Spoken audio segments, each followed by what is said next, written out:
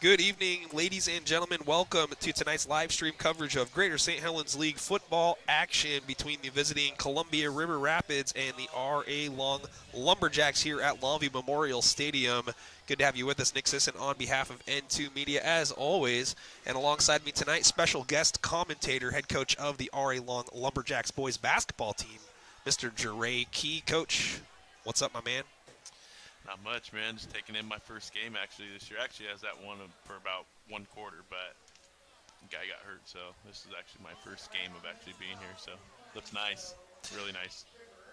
Yeah, it's definitely got that lipstick type feel to it. You look down and it's real pretty. And yeah, we were just having a conversation pre-game about some of the positives, obviously, of having the turf, but also some of the drawbacks. You mentioned your player you were referencing to, Tremaine Jenkins, who's missing some time here for football, but an injury that he sustained here on the turf.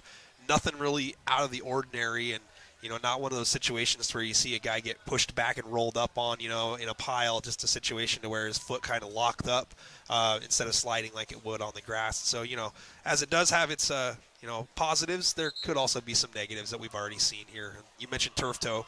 I remember Joey Galloway being on the turf toe IR pretty much every year when he was a Seahawk way back when. So it definitely is a real thing. Yeah, I mean, everything's got its pros and cons to it, right? I mean, not even just, talked about even food they eat. You eat some good fruits or vegetables, and there's some kind of con to it. So, it is what it is, but, I guess it's more what these kids like these days. And, these guys like this, and, more NFL guys are pushing for grass fields again. So it's more of what your preference is. Well, we're just about set for kickoff here. Columbia River playing for the second time up here in Longview. Usually, they split up the matchups with the Longview schools. You'll play one of them at home, you'll play one of them on the road, but River came up here a couple weeks ago and got beat by Mark Morris 21-3. But last week they got back into the win column, a big win against the Woodland Beavers, 26-20, and Woodland had just beaten Washougal the week before, and here we are, 8 teams in the league, Coach, and 7 of them have a win. R.A. Long, the only one without, and they're going to kick off here from right to left. And it's actually a surprise onside kick, and I think the Jacks ended up getting that one. Oh, my God, are you kidding me? What? Wow. What a gutsy call right away. Wow. Surprise onside, and it's Franklin Pill who gets on top of it. Dakota Cowan executes the onside kick to perfection. Wow. What's funny is that Woodland used that exact same tactic against Washougal in the game to open it up, and it kind of just got Washougal on their heels. Let's see if River's able to adjust right away after getting ready to receive that kickoff, Coach. What do you think about that move? Yeah, they're going to try to pull off anything they can here to try to get a win, They're going to have to pull a couple plays out of their hat, so.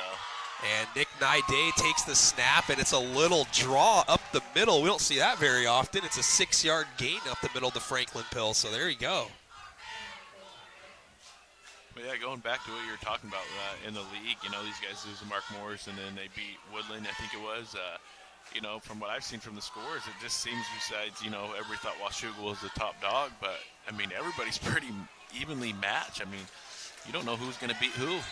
You're absolutely right on that, and if R.A. Long does end up pulling off what would probably be considered an upset here tonight, you'd have every team with a win 3 weeks in, and Hudson's Bay the only team undefeated.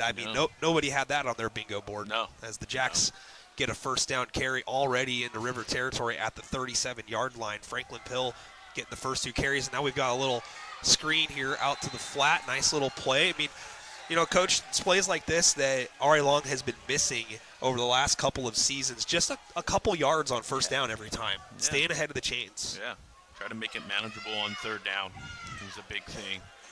Don't go for the home run every time. That was Logan Dorland, and Dorland takes the handoff. And again, more positive yards here. It's going to be about 2, maybe 3, depending on the spot. It looks like the official here on the near side has it about the 31-yard line. So we got fans in the live stream comment section. Please fill it up. Again, like and share the live stream on your timeline, and make sure you're subscribed. I don't care if you watch another game for the rest of the year, if this is the only one you're going to watch. 3rd and 4. Jacks looking to keep the drive going. They got William Dyke singled up here on the bottom, and Cohen looks and gets, and he is looking to get to the edge, and he puts his shoulder down very close to the marker, Coach. They might measure this one. Actually, they're just going to say first down here, so that's a quick little hitter, little smoke to the bottom. William Dyke is a guy who just needs the ball in his hands with space, Coach. Yeah, for sure. Not just those Hail Marys, find him on those screen passes, Something quick. Look at this, a little tight formation here, and I think that they thought that they didn't get the first down. I think that maybe they called that quarterback sneak on 1st and 10, just kind of unknowing the situation there. Yeah. Kind of stubbed their toe on that call, but nevertheless, they didn't lose any yards, so that's a good thing. Yeah, that's a tough one there. You got to know what's going on. Situational awareness. Crowd looking to get into it here tonight. Trips to the top. Nick Nide steps up under pressure and fighting to get back to the original line of scrimmage. He is maybe going to get that. Good pressure there on the play. That is number 57 for Columbia River, Devon Tumbaga.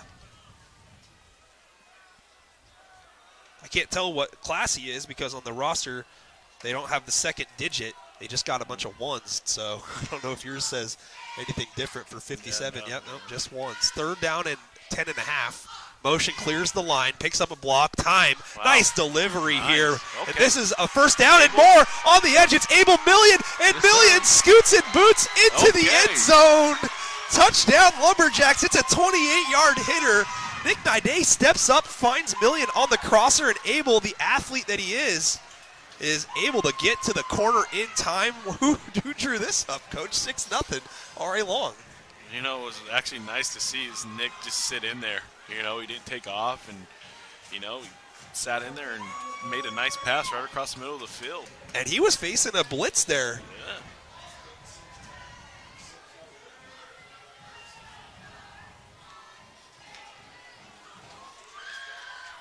And now we got soccer player Jacob Isaacson stepping up here for the PAT.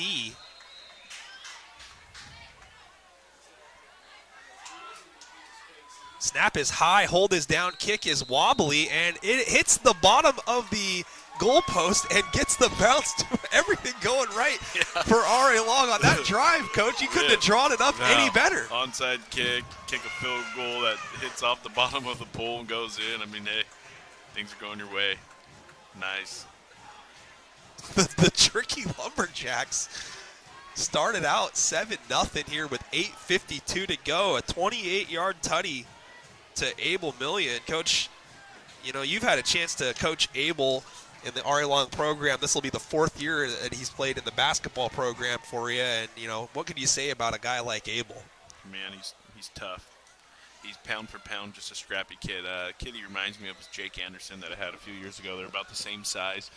And if you think of who's the hardest hitter out here for the Lumberjacks, it's probably Abel.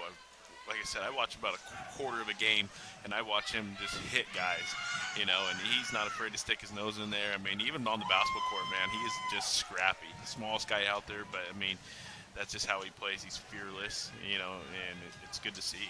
He's one good competitor. Yeah, he's soaking wet. The guy's about 155 pounds, too, but he's just, solid for his frame and size. And, you really can't measure the heart aspect that Abel plays with. You can see it in the intensity every time he touches the football. Very tough to bring down. Yeah, for sure. Well, the Jacks went surprise onside to start the game, and they're on top 7-0. Dakota Cowan, see if he does it again. I think Rivers ready for this one. And this one is fielded at the 12-yard line. And now cutting it up on the near hash mark, finally corralled there at about the 35-yard line. On the return there is Tommy Blau. And River will start with good field position at their own 35-yard line. 7-0 R.A. Long in another game. 7-0 Hudson's Bay against Mark Morris down at Kiggins Bowl. We'll keep an eye on that. Thank you, Jake, for the update. River ready to go here. Second time at Longview Memorial. And Cowan late getting on. Forgot that he plays defense as well. And River runs it right to the spot where he was absent from. Fortunate that R.A. Long was able to stop them for about a 5-yard gain. And that was Chris Parkin, the All-State baseball player, Columbia River, on the carry, and they're going to go hurry up offense. A little hurry up, huh? Yeah, getting the start tonight is backup quarterback Ethan Long. They were thinking about maybe going with Braden Schiffer. We've got some movement, and that 5 yards that River earned is going to be given right back.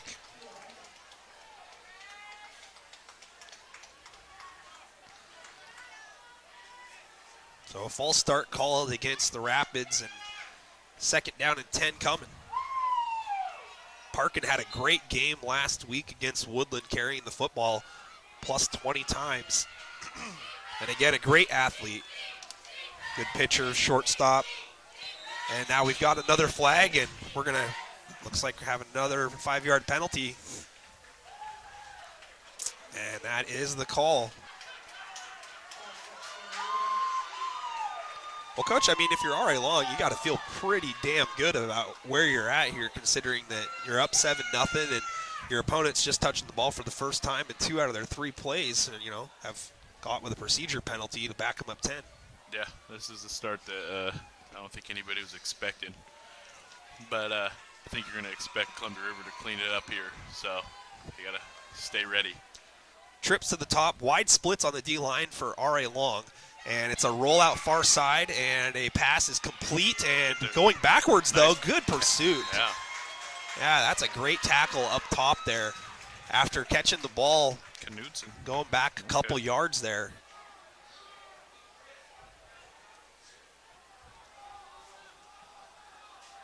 I had the Knudsen kid about a year ago on my basketball team playing JV as a freshman.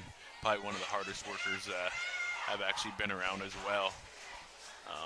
Haven't seen him play much football, but I can already tell he's probably a good football player just because I know how hard he works, and he's a pretty strong kid.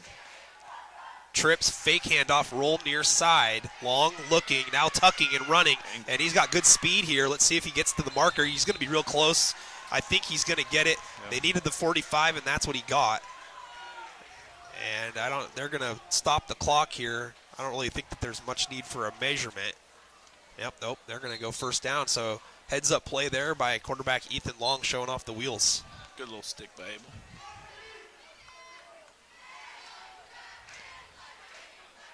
Parkin receives the handoff, stutters, trying to move to the outside. What a tackle there, Coach.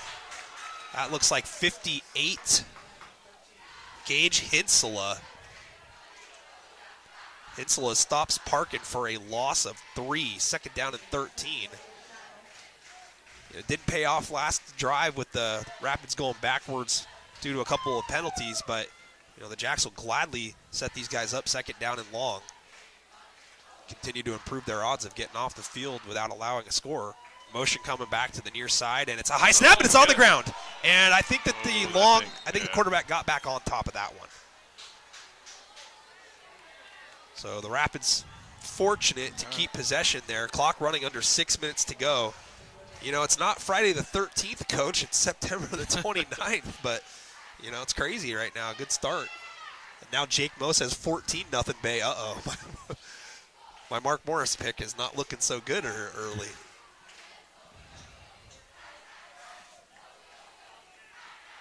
Still a lot of time left. Oh, yeah. Anything can happen. 3rd down and 17, Long with time. Nice. Now under pressure. Nice. And he fumbles the ball again, and it's going to be a sack, forced fumble. Combination of Hinsela and number 51, Rigo Vidales, excuse me. Wow. This one's all the way back at the River 29-yard line. River is now in punt formation.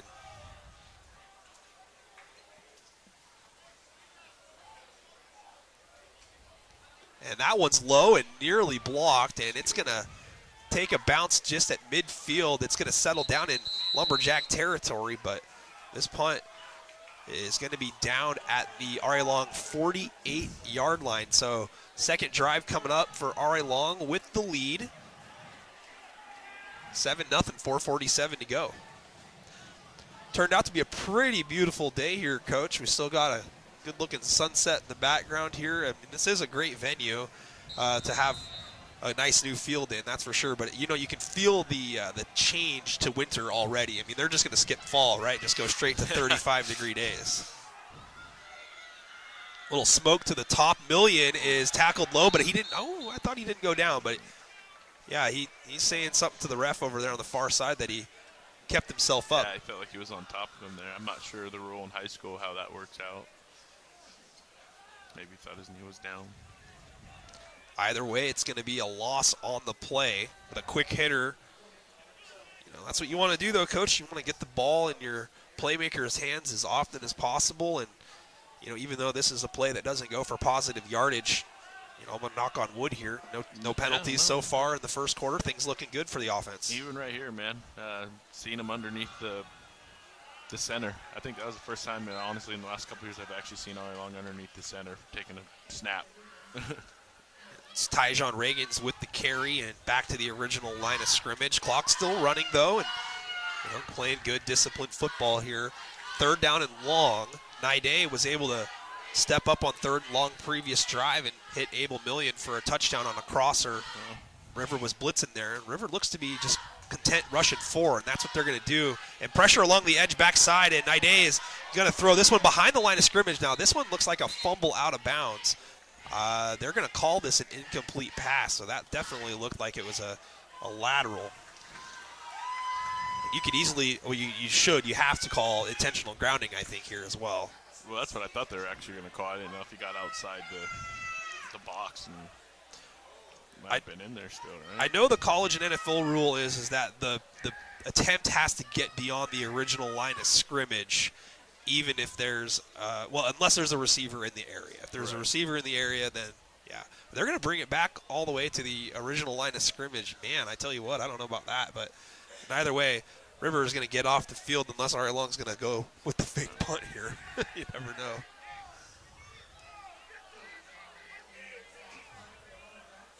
I mean, so you got to get a guy on there. You got to waste the timeout to get a guy on just to punt the ball.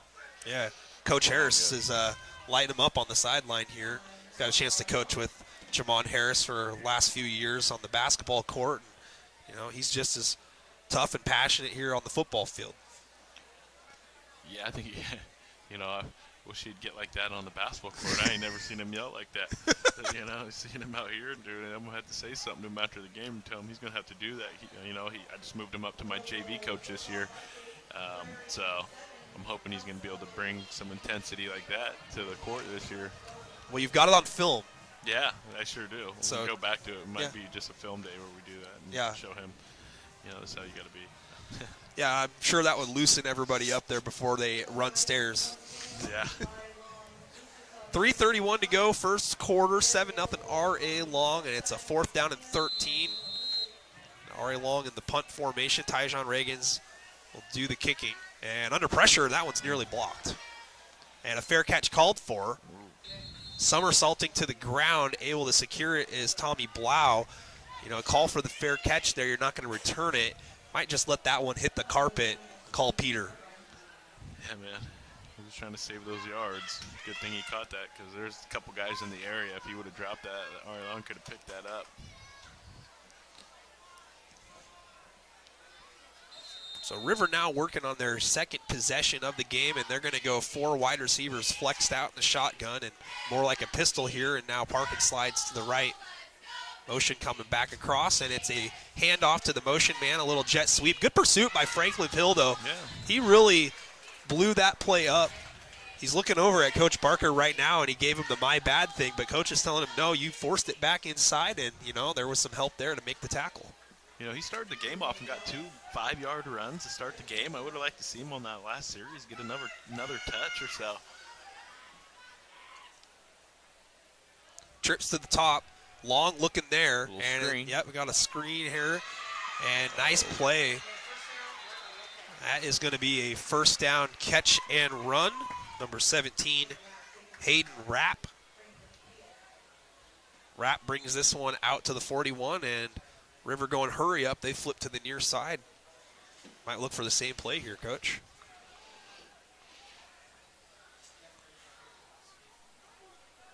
Got man coverage down here, no safety help. Jack's overloading the weak side there. And it's a handoff coming back here to this side. Parkin is tackled down, inbounds, clock winds. Hit Abel. Parkin's able to pick up about 7 there. Abel Million comes over and makes the tackle, as Coach alluded to. 2:13 to go first quarter.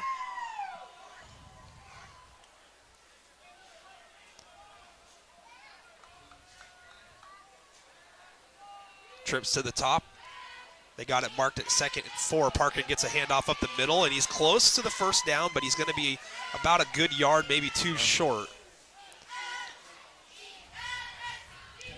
Hensla and Cowan in there on the tackle.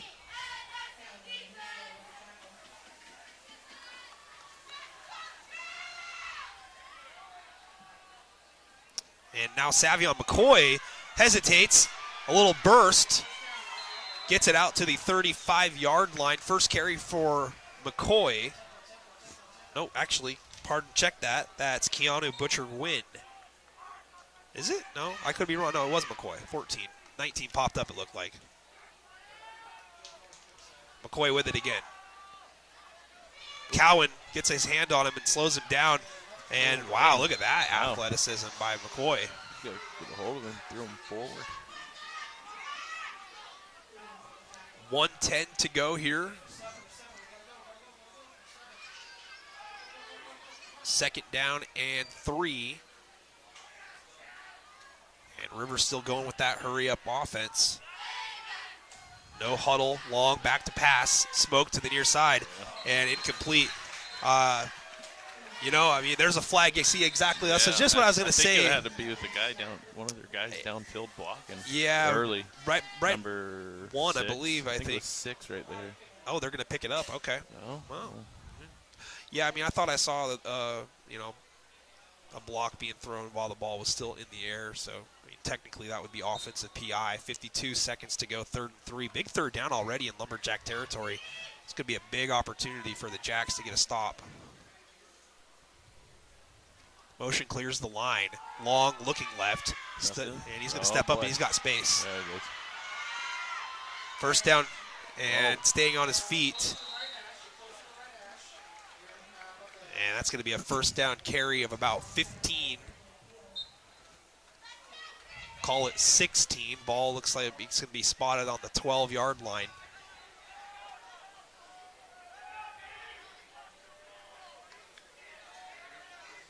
McCoy off to the right of Long, and Long hands it off. We got a whistle. I didn't see a flag, but they call a false start anyway.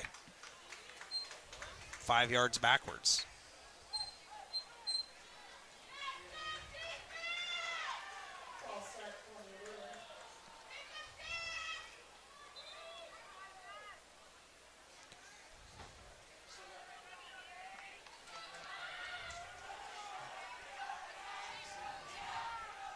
And it's a handoff. McCoy is wrapped up. And the ball's on the ground. Arlong's got it. Arlong's got it. They caught him down. Ooh. I didn't hear a whistle. No, there definitely was not a whistle. The Rapids are extremely fortunate. And that's going to do it for the first quarter, Coach. Just like that. But, yeah, you played to the whistle. That's the old stake, so. Well, there's the end of the first quarter, everybody. R.A. Long 7, Columbia River nothing. Teams are going to flip sides of the field. But, yeah, about as good of a first quarter as the Lumberjacks have played in, fairly recent memory. I won't even go as far as say this season. They did start out pretty well against Castle Rock on the road, and make no mistake about it, getting any kind of a victory is big. But when you come into a setting here with your backup quarterback and guy who's only played football for a season plus 3, you really got to feel great about where you're at. Yeah, started off with the trick play and then a really good first drive. Seen some really nice things, getting the ball out quick, a couple 5-yard runs. Nice little scamper for Abel for 30, 40 yards. It was a great start.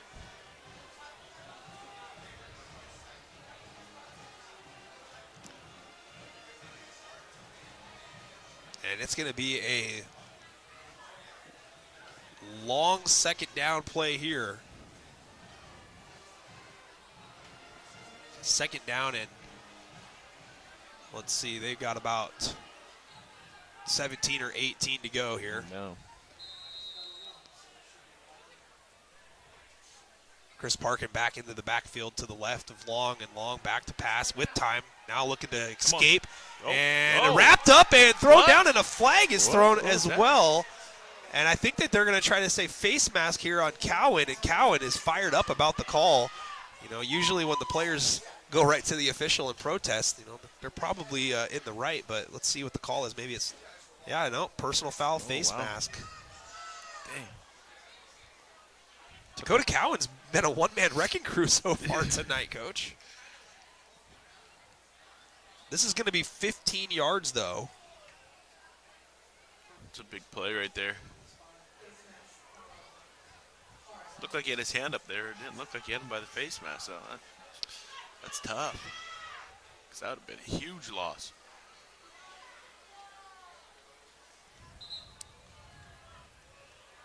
So they're going to get it from the spot, Coach. It looks like it's still 2nd and 14. And now coming to the near side, looking to get the edge and getting the edge, turning it up and hurdling over a tackler out of bounds is Chris Parkin. Parkin with a solid effort. There is a flag, though, back near the original line of scrimmage. Yes, it was a hold. And it is going to be a hold against R.A. Long. So, I mean, you know, call it a makeup call or whatever in that situation. But you know, basically the yardage on the sack that Cowan would have been given is made up on a 10-yard holding penalty, and that's from the spot. We got fans typing into the live stream comment section, rooting for both teams, and a good start here for the home team, R.A. Long, but River on the move, looking to cash in on a long drive here. 2nd down and 25. Long, looking long, throws long, and it's cut off beautifully by Cohen William Dyke. William Dyke undercuts the route to Keanu Butcher-Wynn and gets his right hand out there. Good defensive play there by Cohen. Yeah, it was. He was open for a minute. It took too long to get out. Cohen's got that makeup speed. Kid's fast. Yeah. High school 200-meter hurdle record holder. And, you know, he's been hitting the weight room in the offseason too, Coach. He looks kind of shredded. Oh. Handoff going. Get it back there. Oh, excuse me. A little reverse far top side. Nice. Way to pursue the ball. And River is just gone from a 1st and 10 from the 12 to a 4th down and 31. I mean, at this point here, Coach, I think you just go Hail Mary. As I say, you don't give up the big play here. Yeah, I mean, you know, watch out for a screen or go deep. Still really no safety help here, but the guy on the right side's all alone. See what's going to happen over there. A little motion out to him. Long with time, looking long again. Oh, they're sure to go deep. Come on. Cowan pursuing, Long pointing. He made across the line of scrimmage, throws it deep. And that was up in the air and almost caught on the deflection.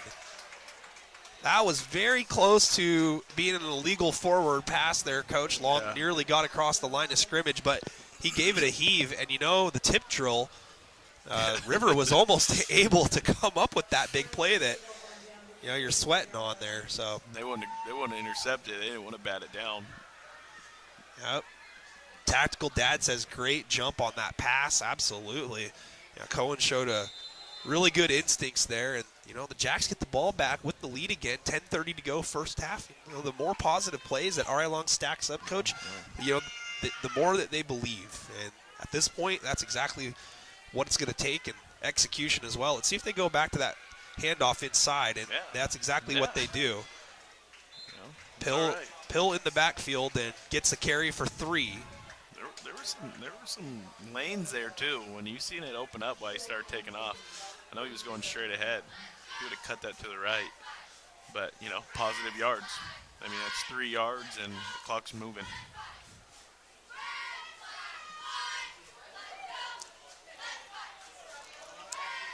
Two wide receivers each side.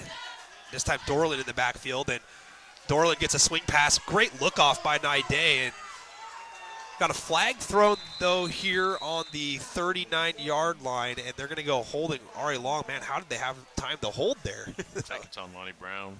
They're pointing at him.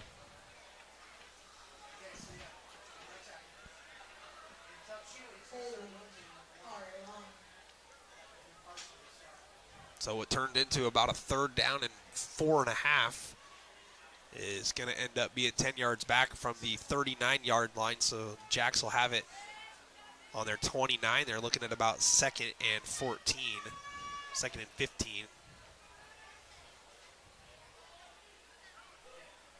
Lonnie's a guy that I'd love to see get going out here on the football field. I mean, he's got a ton of talent, and you've seen him put up 8, 9 touchdowns in the past for junior varsity action, and last year he was kind of a Swiss Army knife at wide receiver. I mean, he's got a lot of capabilities, a little flat route and positive yardage here. Dorland makes the catch, moves it past the original line of scrimmage, spotted down just beyond the 35-yard line, but a nice little swing route out of the backfield. Yeah, Lonnie ran a couple, kickoff returns back last year, I remember. He's throwing some Hail Marys. They got a good receiving core. They got skilled players at their positions. Another guy that you've had a chance to really coach and get to know. I mean, Lonnie's just one of those guys who's quiet, doesn't show a lot of emotion, and you can't help but root for a kid like that because he just goes about his business. Oh yeah, great kid, never complains. He's really took some strides on the belly. Naide looking to run with it after avoiding pressure in the backfield, and he's going to be down right around the 39-yard line. So it's going to be 4th down and about 5. Let's see what Coach Barker wants to do here. Up 7-0, 8:30 to go, clock running.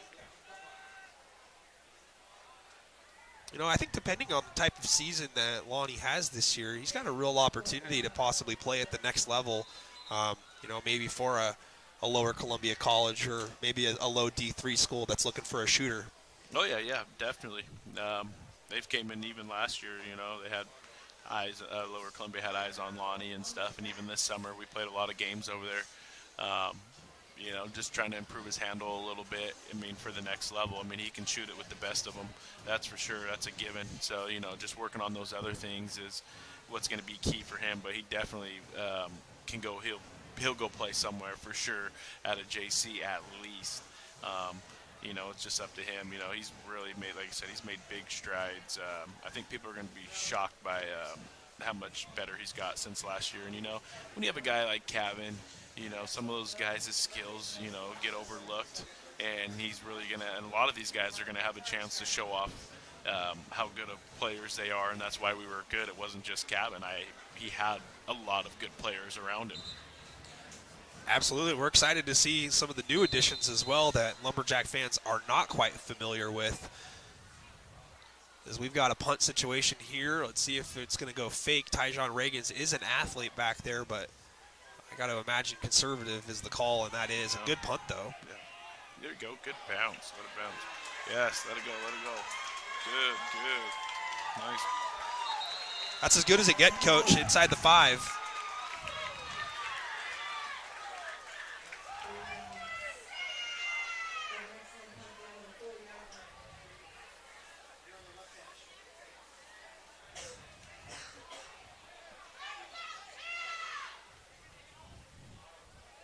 Look for number 50, Gage Prince, to make a play here on this drive. He looks fired up on the near sideline. Super into it.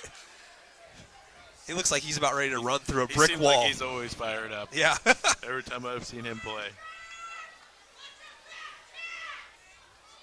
4 wide receivers in the end zone. It's Braden Schiffer in there, and Schiffer throws a deep ball, and that one is low, incomplete. Yeah, Tell you what. Ooh, you got to turn around and find the ball. Yeah. He never even looked for it. Yeah, if the corner Naide turns around, he's got an easy pick. Yeah, he had a chance at that for sure.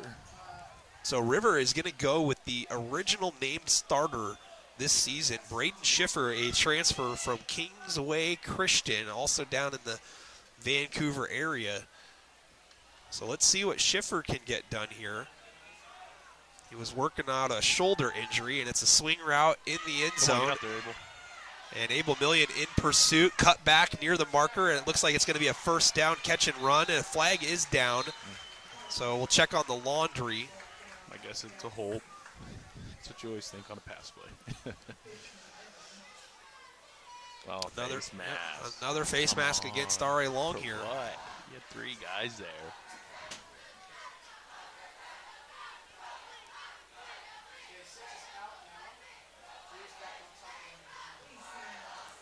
So far for Columbia River, Coach, it looks like the running back Chris Parkin is, really the guy that you want to try to get the ball to as often as possible.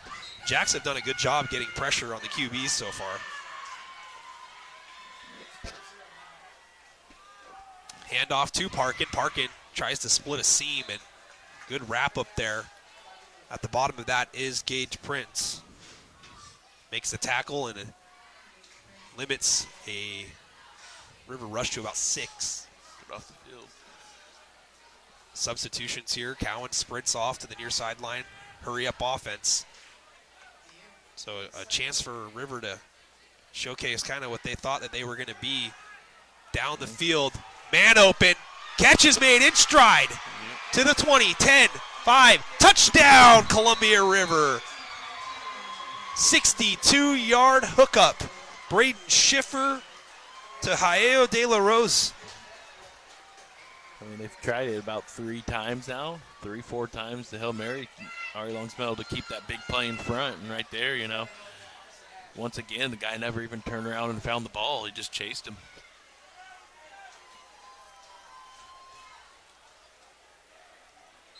That was a great ball from quarterback That Braden was. Schiffer. Right on the money. Right on the money in stride.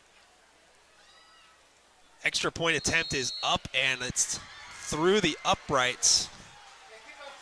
That is Aiden Pena with the PAT. 7-7 here with 7:10 to go in the first half. River responds finally. Let's see if Ari Long can, keep the positive energy up there, Coach. I mean, sometimes getting hit in the mouth like that can, mess with the psyche a little bit. We're going to see how much resolve Ari Long has after giving up the touchdown. Things started well for him.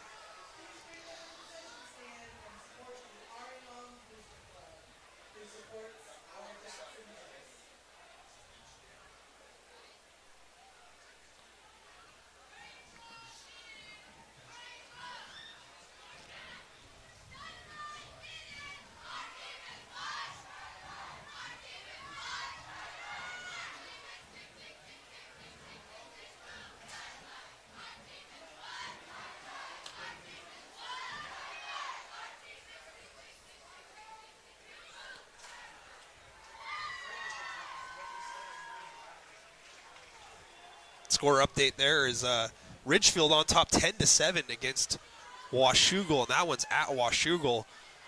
Man, the ups and downs of the league, I tell you what, it's so hard to figure out at this point. Yep.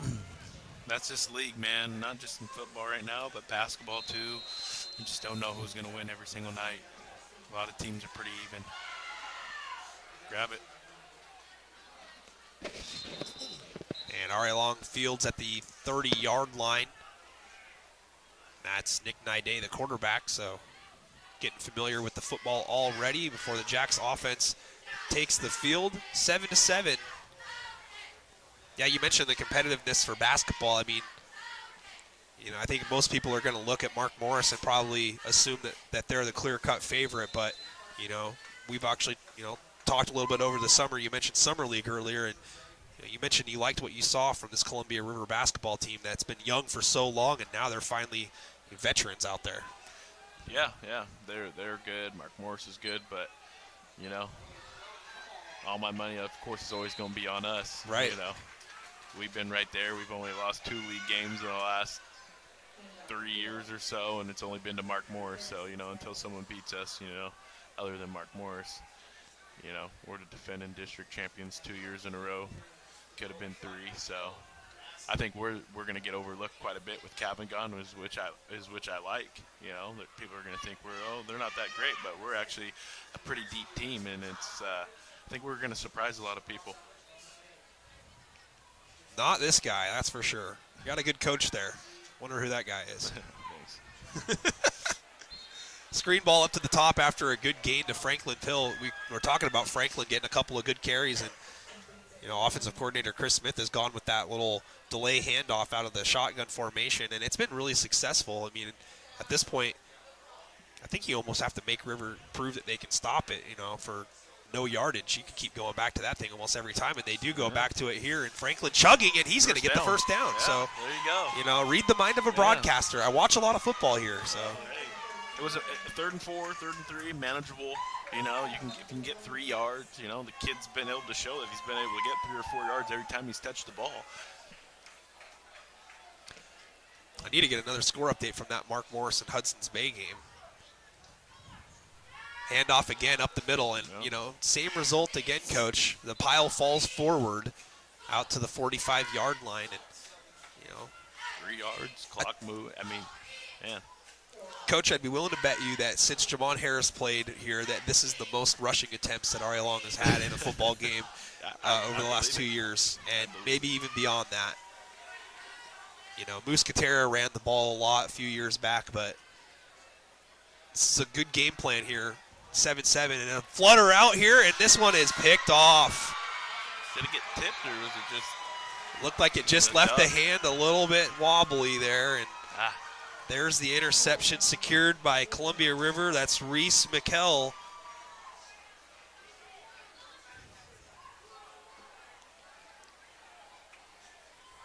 Just as we're talking about the game plan, you go with the the far hash mark throw, and that's a tough throw to make at any level, and it just didn't come out right. Turnover, and Schiffer back to work out here after coming in to replace Ethan Long through an absolute dime to Ha'aheo De La Rose.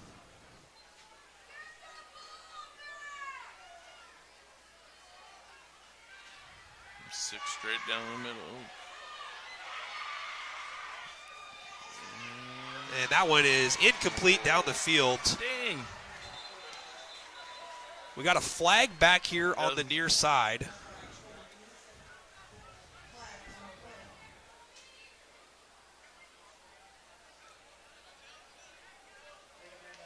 And it's an eligible downfield against Columbia River. Good call, Coach.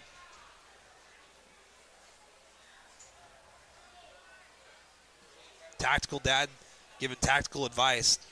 Says Naide needs to step into that throw previously. I mean, even from this vantage point, stepping into it, I mean, there was a lot of traffic there. Yeah, there was a lot of space in front that he could have took off, and that kid's a good athlete to run it as well. Penalty decline, 2nd and 10. Schiffer down the field, and that one is overthrown, but now we've got a flag late here. That one was probably uncatchable, Coach. Oh, boy. Jeez. I mean, they're just trying to go for the deep ball every single time right now. Trying to get that big play. That's tough. Yeah, I mean, you declined the penalty. That would have made it 1st and 15, and now it's going to be 1st and 10 River. So 4:57 to go. River on the move again. But, yeah, you can see that the game plan with Schiffer, it's let it fly. And that one, too, is 2nd and, declining it. I mean, they're above midfield. Take them back behind half court. Handoff Parkin. Parkin sneaks out and nearly a block in the back there. And Parkin gets the edge, and he's into the end zone. That is a Columbia River touchdown. A 30-yard touchdown run by Chris Parkin. So the Rapids take the lead 13-7. Big plays here so far in the second quarter.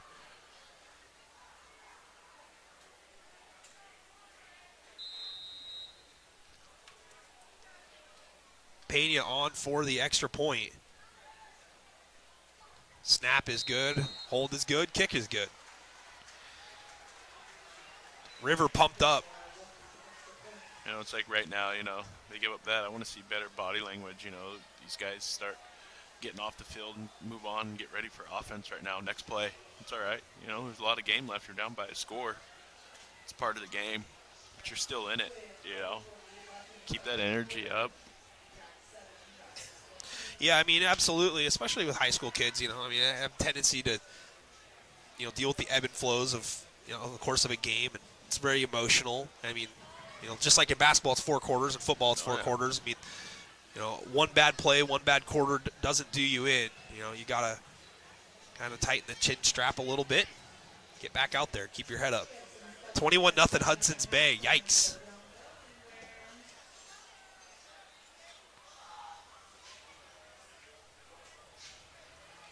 Well, I had some faith in Mark Morse going into that game. I still think that they're capable of winning a few more before the season's over. But I think this kind of just speaks volumes to how improved Hudson's Bay is from the season ago. You look at scores and you see, Ari Long without Jenkins lose them 20-8 here, and you're thinking, Mark Morse who's won a game here in league against a pretty good team right here. You're thinking, hey, they're going to go compete and probably have a very good chance of beating them. Next thing you know, they're down 21-0. I mean, you just don't know. Yeah, you're absolutely right. So come on, Lonnie, bust one. Lonnie Brown Jr. looking to get here to the near side, and nothing. Oh, nope, nobody there, and a couple players there for the tackle, and Brown gets up and looking for some blockers there. Yeah. 4:41 to go. Momentum in the corner of Hudson's Bay, but Coach, if Ari Long can somehow come up with an answer and take that momentum back into the locker room, they will potentially receive the second half kickoff, depending if River rips a page out of Ari Long's book and tries the surprise onside to start the second half. But get some yards, get this clock moving. Don't turn the ball over. Take care of the ball here. Yeah, I mean, little plays like this are going to help Ari Long get there. As we're going to have a quick substitution. Jumping off sides was Preston Shearer, and Shearer quickly subbed out of the ball game. Checking in there is number 65, Alex Holen. 1st and 5, low snap into Pill, and Pill into the contact and gets it out to the 29-yard line. That's going to be a gain of about 1, and 2nd down and 4. Staying ahead of the chains, though. Yeah, it looked like he just fell over his own lineman right there. And Ari Long's going to go a little bit of hurry up here, and they got 2 wide receivers split out wide to the near side and tight on the far side. And it's another handoff, and Pill gets back to the original line of scrimmage. So maybe a 1. They got the spot out to the 30. They're going to need to get the 33 for the first. And now Dorland's going to come in a little bit thicker of a running back, and Franklin's a little hobbly getting off the sideline. I'd like to see Cohen get ISO'd somewhere, with a one-on-one, with a quick little slant or something, get him involved. I don't know if he's made a catch this game or not. He had that quick hitter smoke down at the at the very beginning. Yeah. Yep. But I mean, more so than anything else, I mean, the Abel Million play design that they ran was very effective. As we've got a handoff in the backfield out of I formation, close to the first down marker, but it looks to be about a yard, maybe 2 short. So decision time here for Ari Long, facing a 4th down with 3:23 clock running. I mean, I get, Coach, that you want to try to take advantage of an opportunity to get some points, and you don't want to put your defense out there quickly. This almost feels like try to draw them off sides and call a timeout. Yeah. I mean, that's what I'm doing. I mean, you better get this if not, because I don't want to give them the ball right here with 3 minutes. And they're sneaking it. I hope they got that. And I don't think they did. That's the spot does not look super favorable on the far side here. This might be a measurement, 4th and 1, but it looked to be a long 1, Coach, and I don't think they got it. Yep. Turnover on downs. Rivers defense holds. And, again, the body language, they're walking off the field at this moment, so got to figure out a way to get something going if you're Ari Long. Columbia River looking to go up by 2 scores here, tons of time, 2:27, and they take over at the Ari Long 33-yard line, and the game has completely changed since Braden Schiffer has entered the ball game. And we got a whistle, and we're going to have a false start. So River has definitely been the team that's had more penalty issues here at the line of scrimmage. Yeah, they've had quite a few false starts. What's that, 5, 6 for them already for this game? I would say at least. I mean, man. Yeah. The first drive that they had the ball, they had 2 consecutive. So, I mean, you get a few of them, when you run that hurry-up offense, right there, we weren't really in a hurry-up situation. They just got on the field, so. Almost a very athletic stab there by Parkin. Schiffer had to get rid of it. He had Gage Hinsela pressuring on the near side.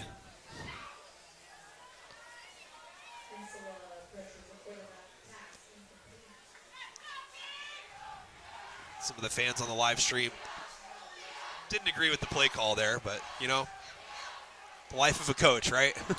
Yep. 2nd and 15. Toss play out to the top. Oh, let's hold up top. And the ball might have came out there. Nope, they're still on his feet. I couldn't tell. And I think we saw a signal come in that they were pointing in Ari Long's direction, and it's going to be 3rd down, I believe. No, everybody, can have an opinion on what should be called, and it's a lot easier when you're watching. And even me sitting here, I'd say, I would have kicked it just because, we're down by 7, and I'd like to go into half at that. But I don't want to give a team that's been kind of moving the ball right now short field position. But it is what it is. I know people probably question a lot of calls I make too in basketball. 1st down, catch and run. Good play there by Schiffer to find Preston Shearer. Shearer looking to make up for the neutral zone infraction called on him. 1:33 to go. That was a good ball rolling to the near side across his body by Braden Schiffer. Defense is starting to look a little bit gassed out here, Coach, as Savion McCoy gets the handoff, and McCoy scoots in between 2, and he scampers into the end zone. Touchdown, River. Savion McCoy from 9 yards out, and the Rapids have rapidly put 20 points on the board so far here in the 2nd quarter, Coach.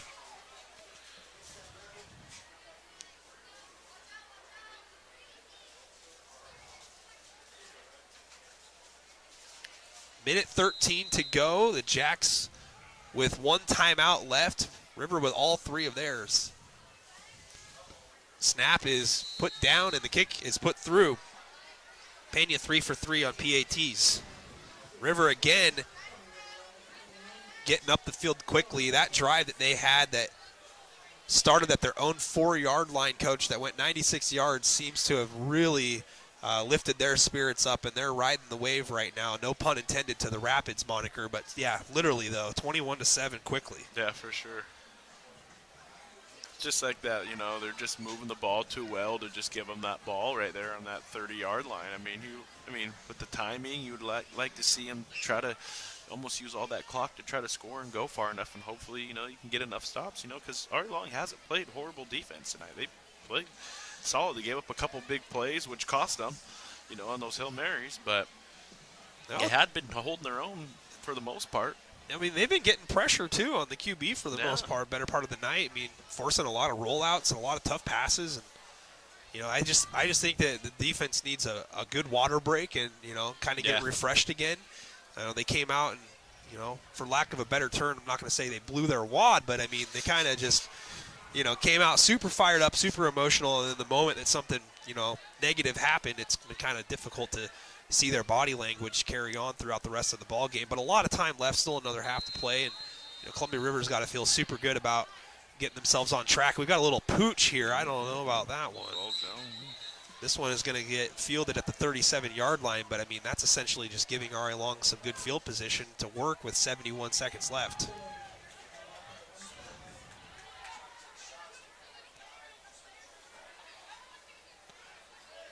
So Nick Nide looking to lead Ari Long up the field. I mean, in this situation, Coach, you got to assume that River's going to play back and, kind of sit in those zones. Love to see Abel maybe get across the middle on a crosser. Maybe Cohen get a one-on-one opportunity down the field. Yeah, for sure. Something, nice little screen or something. Get a completion. And we got a ball up to the top. Great low tackle there. Dorland makes the reception, but goes nowhere thanks to Elijah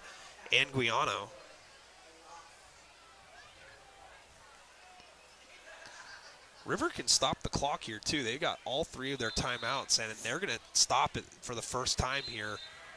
Second down and 13 coming. Ball was going to be on the 35-yard line, 48 seconds to go. You know, and it's something like that. You're going to throw a little swing pass like that. You know, throw it to a swing pass like that to a guy that's got a little bit of wiggle to him. You know, like a Cohen or an Abel. I mean, kind of throwing it to that back out there that looks like a guy that's kind of up the middle runner.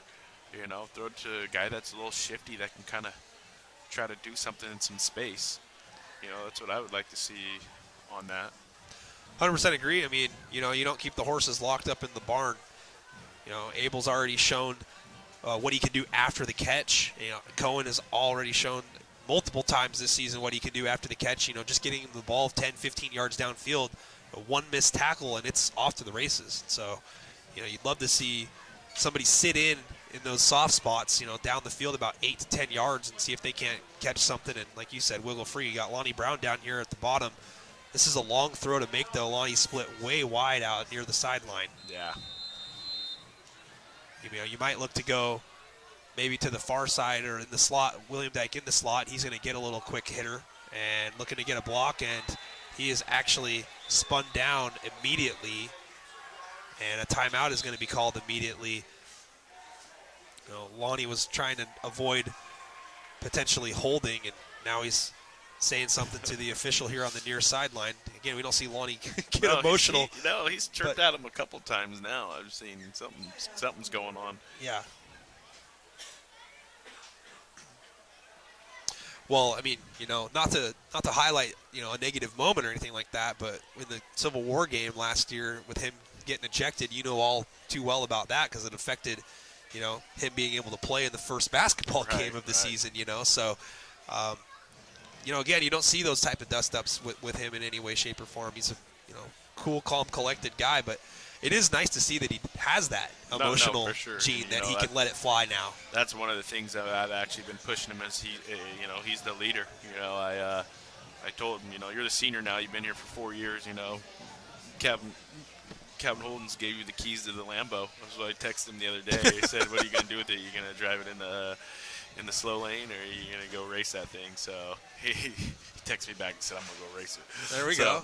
You know, Fast and Furious. I'm really trying to get him just to, you know, be more vocal. He's got to be that vocal leader for us, you know. And you know, I got other guys, and you know, Trey's a vocal guy for me, but you know, people feed off of Trey's energy and how hard he plays, you know, and wanting to hear Lonnie step up and talk, you know, is a huge thing that I'm looking for. A little bit of space there for Dorland, but unable to haul that one in. Looked like he looked upfield right when that ball was coming. There's a lot of space there. 100%. There's a score update, Jake. Thank you. Seaholm on top of Linden, 10-9. I thought hard about that one, honestly, Jake, because Seaholm gave Linden a lot of trouble last year. I mean, football so far, Coach, as we've seen, it's a game of matchups. You know, it's not necessarily a game of box scores. Yeah, for sure. You know about Linden, too. Man. They're oh, man. Yeah, they're tough. Didn't you guys play them in the championship that you guys played back when you were a senior, right? Yeah. My junior year, we lost them the state title. River looking to put something together here after a punt return. And staying, you know, I thought he was staying in bounds. Man, that's a really good return there for River off the punt. 22 seconds to work. This is about the worst case scenario here for R.A. Long, is to potentially allow something. And, you know, River should only have one timeout left. It shows on the scoreboard that they've got 2, but they didn't have to burn one after the incomplete pass on 3rd down.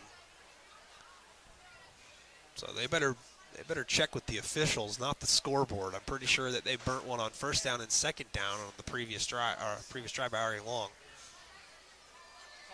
Unless R.A. Long used one of those, since it's shown they got one. I know they used one earlier, but I don't know when they used that other one. Pump and go. Ball underthrown. Oh, that's offensive PI. We've got a flag. Players slow to get up. Both players, actually. William Dyke might have actually got the worst of it. Yeah, it's offensive because he was in front of the dude going for the jump.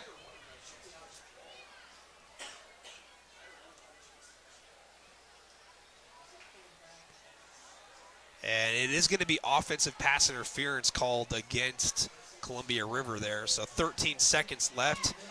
I think you accept the penalty here and push them back, Coach. No point in trying to save downs.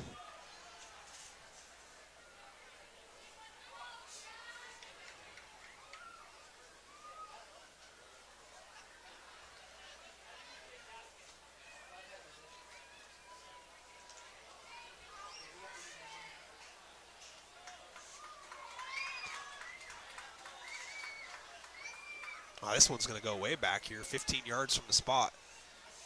Or from the original line of scrimmage. The spot would have been way further downfield. So 49-yard line here for River to work.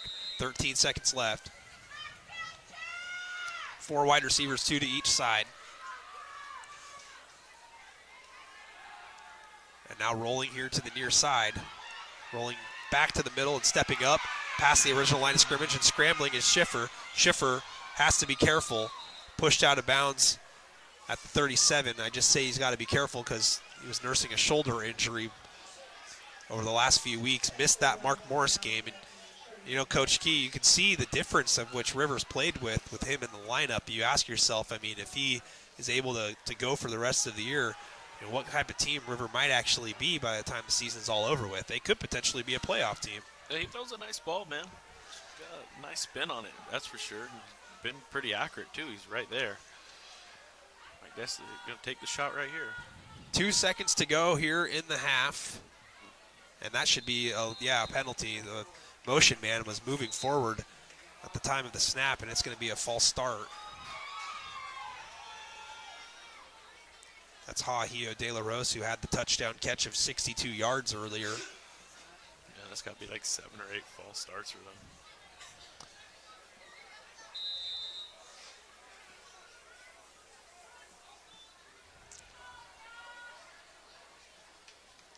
Near hash mark, 1 second left on second down and a long way. And under pressure, escaping to the far side, looking downfield, pointing downfield, throwing downfield. That one's deep. And that's nearly caught. Good defense out there by LBJ. And that's going to do it for the first half, Coach. 21-7, Columbia River leads heading into the locker room. Ari Long started strong, and River came on stronger in that second quarter to respond.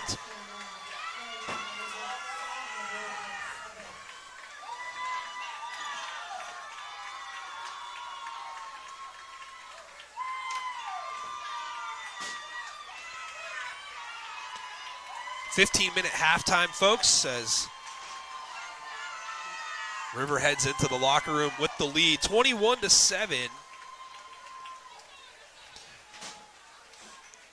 Anytime that I see that Linden is losing, Coach, like, it always kind of brings a smile to my face. And it's not because I dislike them. I respect them as a program. But, man, they just don't lose very often, man. I mean, no matter what the sport is, they were trying, I think, to be the first boys team in state history last year to win all 3 major boys state championships in football, basketball, and baseball. They played in the state championship game really? against I didn't know Tumwater about baseball, and lost. So, Wow.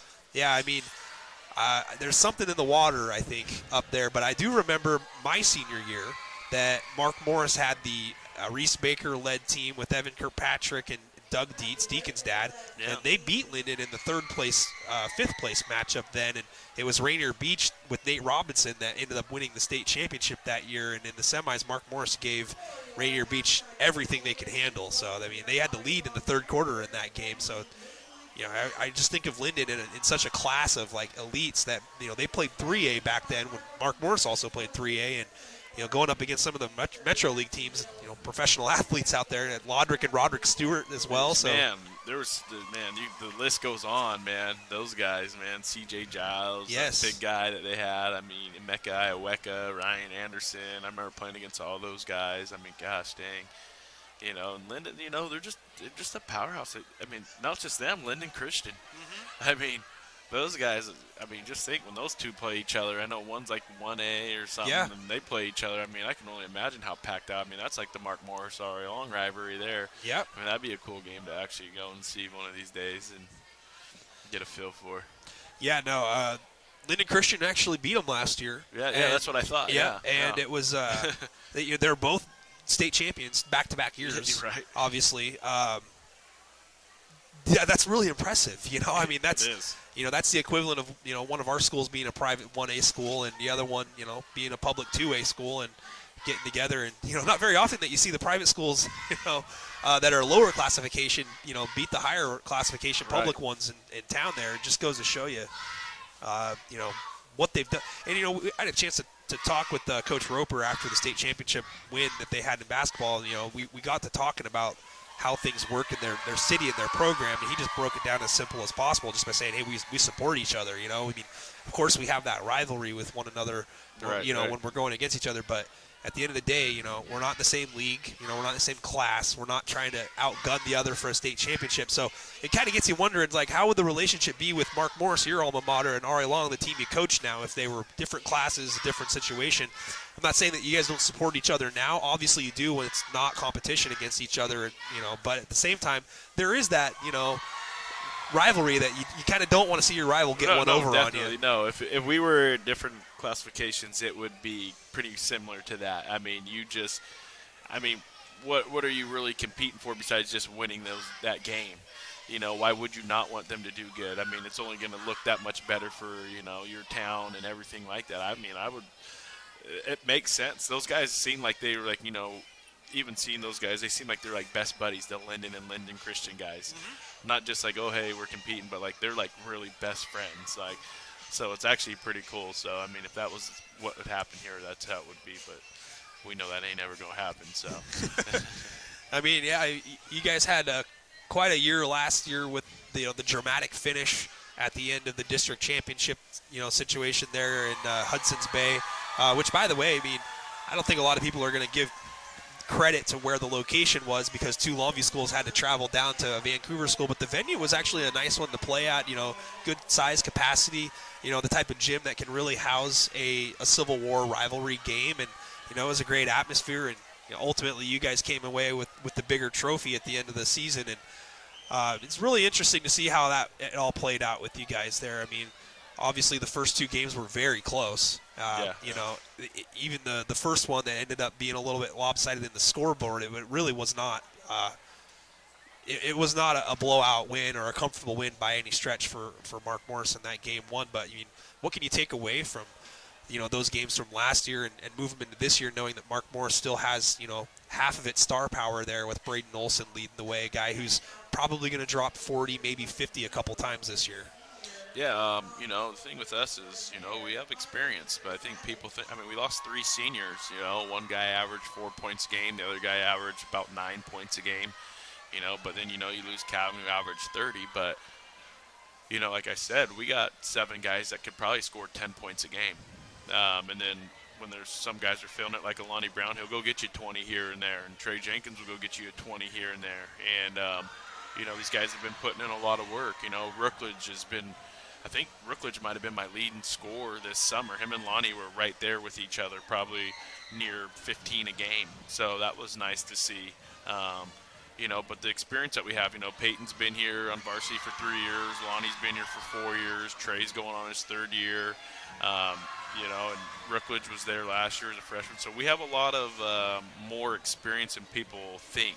We lost 3 seniors, but we're going to be ready to compete, and I think we're going to be right there with everybody. I'm really excited to see Jeff develop from freshman year to sophomore year. I mean, in the time that I saw him play on the junior varsity last year versus playing in the varsity, it looked like he was just more comfortable playing with the varsity when he had a bunch of guys that he could, kind of not hide behind, but, he could get to his spots and get comfortable rather than being the focal point of the defense there. So, I'm excited to see what his development looks like here with a year under his belt. Yeah, he's bigger, stronger, faster right now. More confidence. He was kind of playing out of position where we're just like, hey, last year on JV, hey, you're kind of playing the point and he's not a point guard. And every time you catch a ball, pretty much we were telling him, shoot it, just get shots up, you get a feel for it, And the thing is he now gets to play in his role, and find the three-point line and get to the hoop and whatnot. A lot of people keep asking me, how good do you think you guys are going to be, without Calvin? And, my answer is just the defense hasn't changed. You know, it's going to be the same style. We're going to get up and down. You know, that hasn't changed, and that's all it's always been. I mean, you might not see us score 80 or 90 points every single night where we averaged 80, but we're going to play that good defense, and you know what? We might win some games 40 to 36 or 38 to 34, and I'm totally fine with it. You know, we did that this summer. I mean, we played Mark Morrison we played them over at LCC in the summer league, and I mean, they ended up beating us by like 6 points, and the game was only like 42-36. And you know, Grinders. They had their guys, we had our guys, and it was just, I know it's summer, but you know, we're both not going to put up that 80 points. So, you know, just got to lay our hat on defense like we always have, and you know, I think we'll be able to score enough baskets to get some wins. Sounds like what you're saying is if you guys play Ridgefield a couple times, the over-under is going to be like 79 in that game. Hey, it might be 50. Yeah. I don't know, man. It could be some low-score The games. old school I'm telling games. you, man, there was some games this summer where we were playing games. I think we played Ridgefield in a game, and we were up 17-13 at halftime. Yeah. I mean, it was 6-6 after the first. I mean, it was. And you know, and here I am having to kind of be patient because I'm used to scoring points, and I'm like, I can't really be mad at you guys because your defense is unbelievable, but gosh, can we score the ball? Like, I know the captain's not here, but can we score the ball? But I'm like, all right, you just got to be patient with it. I mean, if you're going to win like this, then that's how it's going to be. So, I mean, that's one thing that I already figured out, that being patient and just, you know, just play our defense, and hopefully, you know, it will hold. Well, the defense for RA Long football out here was trying to hold there in the second quarter, but the water broke through the dam, so to speak, for Columbia River after Braden Schiffer got into the ball game. First half, here's the recap. In the first quarter, RA Long surprised everybody with an onside kick to start the game. They recovered it. They went down the field, and Abel Million caught a 28-yard touchdown on a catch and run. Nice pass from Nick Nide. Stood tall in the pocket under pressure. 7-0 RA Long. Second quarter with River backed up to start on their own 4-yard line. They managed to work it out to their own 38, and then a 62-yard hookup from Braden Schiffer to Haeo De La Rose. There's a good one to pronounce there. Touchdown, 7-7.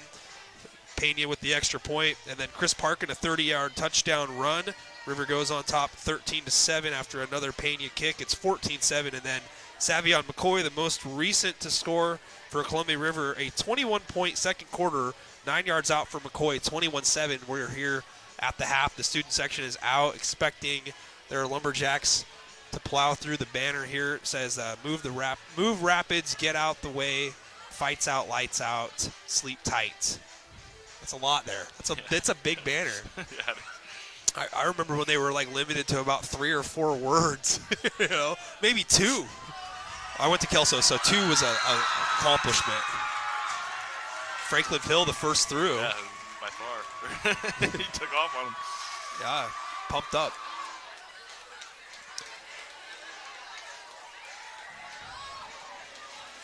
Man, Dre, I tell you what, Ridgefield 24-7 at Washougal right now, man. This league is just bonkers to figure out right now.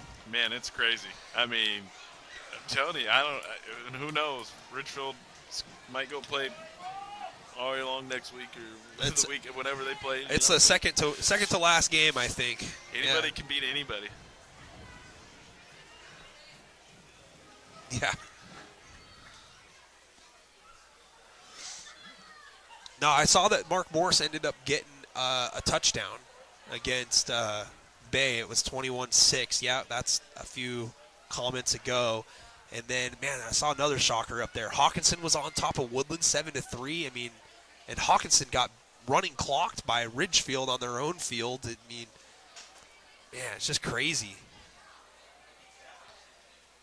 8:13 Pacific time, and we are roughly 3.5 minutes until the start of the second half. River now just making its way out onto the field. But man, a ton of score updates around the state here. Jake Moe doing the work, man. That's Jake for you. He's a sports fanatic. That's yeah. for sure. Yeah, no, Jake is always watching every single live stream event. He's probably got 8 TVs going right now at his house. Yeah. Smart man, though.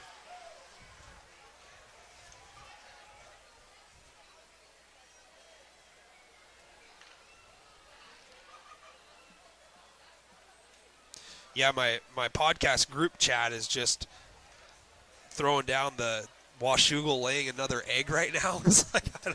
I don't know. A lot of hype surrounding them, though. Yeah. There was a lot. I've seen some stuff. The B kid and saying that they thought he was going to lead. Washington throwers and yards this year, and a whole lot of stuff. And I don't know. I don't really know much about them. I know a couple of their basketball players that are pretty good football players, but Yeah. I mean, Holden B, yeah.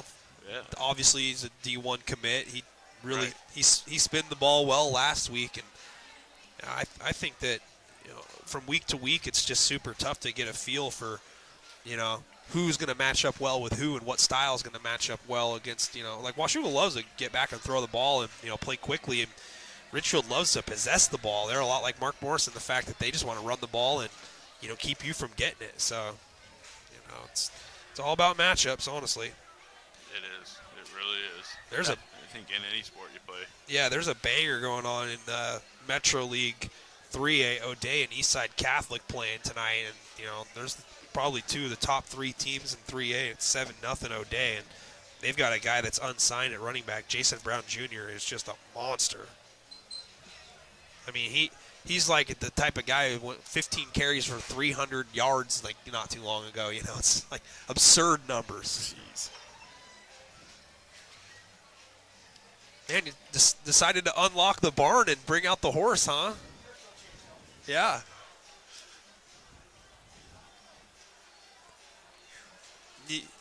It's going to be interesting to see how that goes the rest of the season with him there.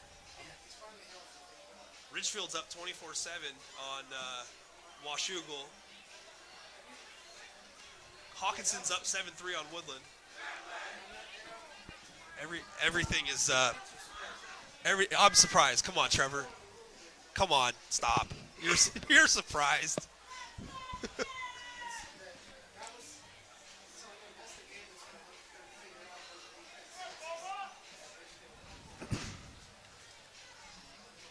All right. Well, they're doing some dance down there, Coach. I have no idea what that is. It's like this year's version of the Macarena or I'm something. over here looking down at Abel right here, looking like something's going on. Limping around.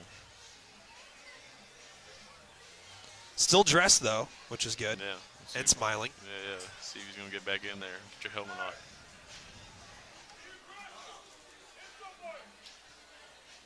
Someone giving him some advice to be aggressive and hit somebody. Yeah, well, he needs the ball in his hands, that's for sure. I mean, we already saw what can happen when he does. Yeah, they're definitely going to have to try to take a shot downfield this half. That's for sure. You're going to have to throw something up to Conan and try to let him make a play.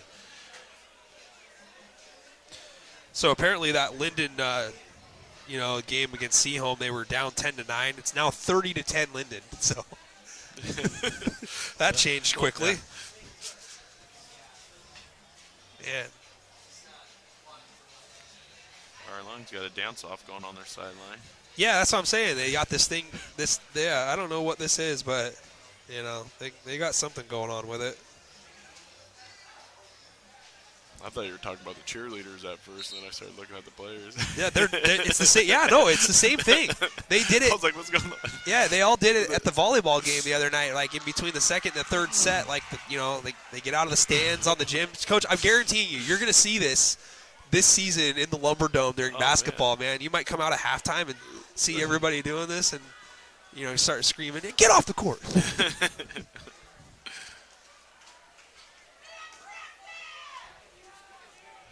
If we're ahead, I probably won't mind, but if we're losing, Yeah.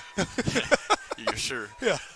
I sure will be telling them to get off the court. Yeah, exactly. That's okay. Yeah. Yeah, when you're back-to-back district champions, you can do that. You got a lot of pull. Yeah.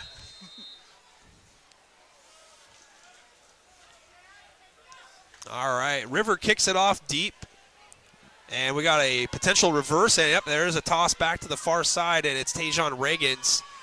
And Reagans goes out of bounds usually on that kind of play, Coach, you kind of want to be a little bit more deceptive with the reverse. Like, did he hand it off? Did he not hand it off type thing? Not just lateral it back, but either way. Yeah, Serena Jenkins says, don't dance all the energy out. Yeah, well, Jacks are going to need some energy here. They're going to have it 1st and 10 at their own 18, 82 yards to go to pay dirt. And there was just no trickery to that right there. No, yeah. Just yeah. And a handoff goes inside, and good adjustment here by River to start the second half, as that was the first play call of the game for R.A. Long, and it was probably the most successful play call that they consistently had in the first half, the handoff to Franklin Pill, and 2nd down and 12 after a loss of 2.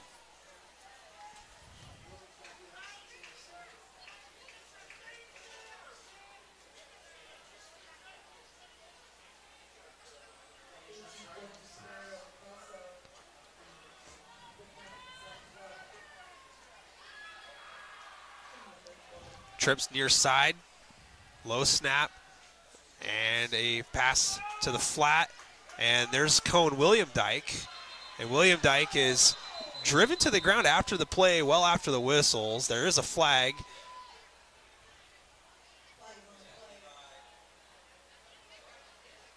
And it looks like an illegal block in the back is going to be called against R.A. Long. It's tough. It's been about a 5-yard gain. I mean, sort of barely got you back to the line of scrimmage. It's declined, so they got this one spotted near the original line of scrimmage. 3rd down and 11.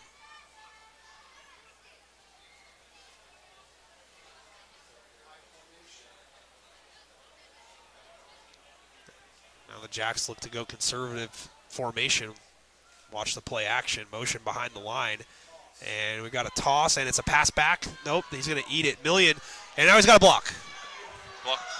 Come on. Oh, and he just made that one block right there. He missed the guy. Brought down to the 20. 50 had that guy one-on-one, and he went right by him. He had 2 blockers. There was 2 tacklers there. Just missed them. Jack's looking to get a little bit tricky there, and it's going to end up being a 4th down and 8. And the Jacks are in punt formation. Get downfield. Don't let this kid get another 40-yarder off it.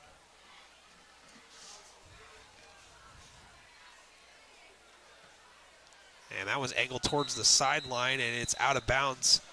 Let's see where they have it marked. And they're going to put it down at the R.A. Long 37-yard line.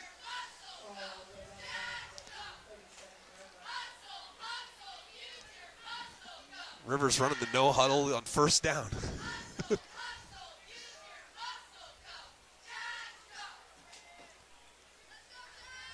Trips near side, shotgun.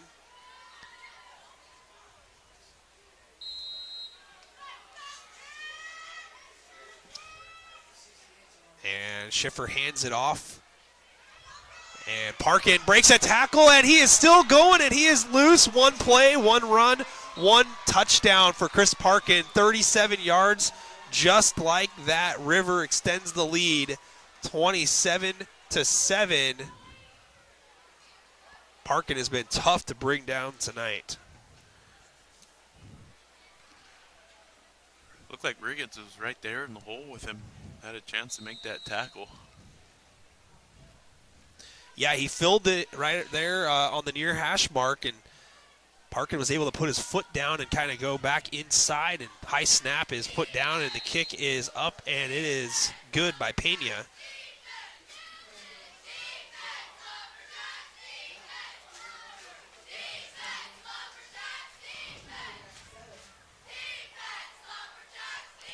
So 28-7, 9:45 to go. Well, that escalated quickly.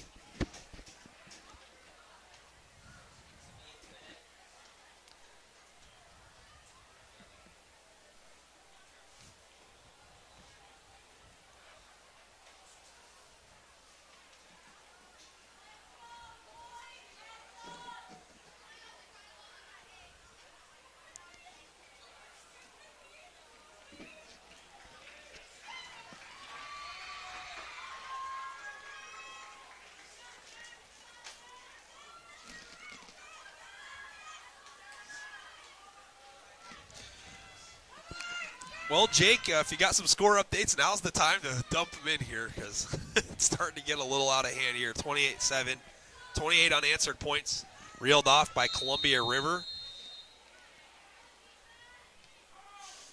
I must just trying to. Don't want Lonnie or. There you go.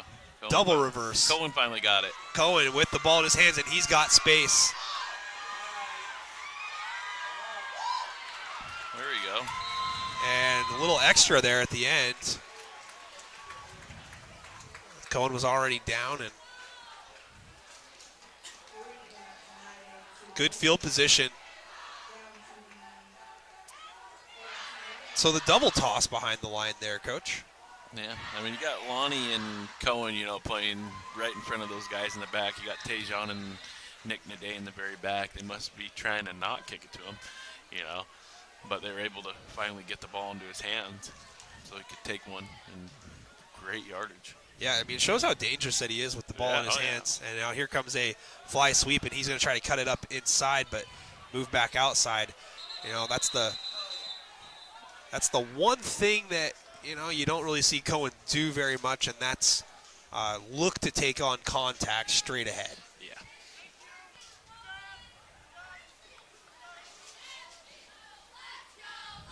Looking to utilize that speed and athleticism and try to get outside. Don't blame him because, when you find some open space, usually you can outrun everybody. Might have been a couple of yards available there just to cut it up on the hash and put your shoulder down. Oh, yeah, for sure. Turns out he to just be kind of seen a couple guys and kind of started trying to make a play and get, just get that positive right there. Second 12, same design. Reagan's, though, clears the line, and now we got to throw to Million, and Million was open, just a ball that was just a little bit too far inside.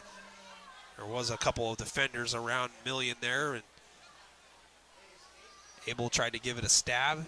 Pass is incomplete, third down and 12. So the Jacks, you got to get back to that first quarter rhythm that they were in, Coach, just kind of getting a couple yards here and there, 2, 3, 4, and, try to stay ahead of the chains, open some things up.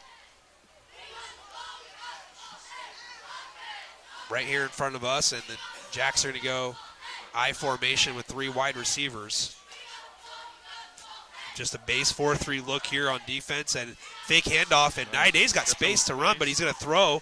Yep. And William Dyke makes the catch, and he's got a first down yardage, and he's suplexed backwards, tackled down by Savion McCoy, but, that's a good little play there, and good athleticism by Naide to carry out the fake. And got that guy. Yep. Sure did. Guy bit on it. Did a really good job there. It's a good job by Cohen to get to that first down, too. We got, caught about 2 yards short of it and got up there. Well, the encouraging thing there, too, is that he caught it 4 yards short of the marker, and he put his foot down and just went right ahead into contact. Fumble on the ground. Naide picks it up, and he's looking to scramble, and he's going to eat it wisely. And it's going to be a loss of 10 on first down, so not what Ari Long wanted to start out that first down drive.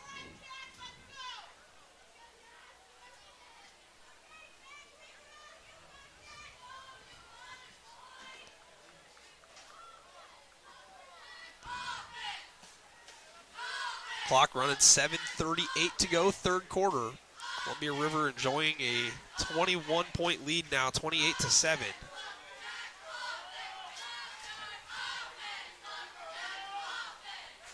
I formation. Million is split back, and he's going to go in motion behind the play, and he's going to take a toss. And looking to get outside, and he is pushed backwards. Good athletic play there on the ball by Ezekiel Kamakia. Let's go Kamakia. So the Jacks go backwards for 3 more, Coach. Now it's going to be third down and 23. They need the 20-yard line.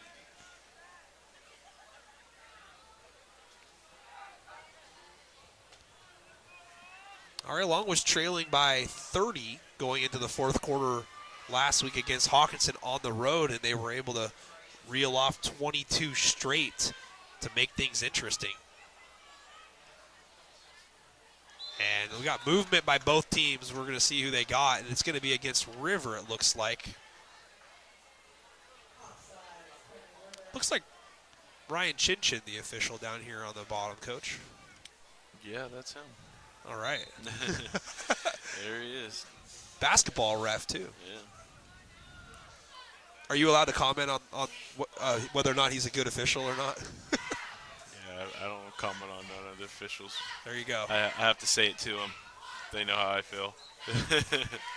Pass deep intended for William Dyke, and it's incomplete. Good idea there, though, by R.A. Long to try to go deep.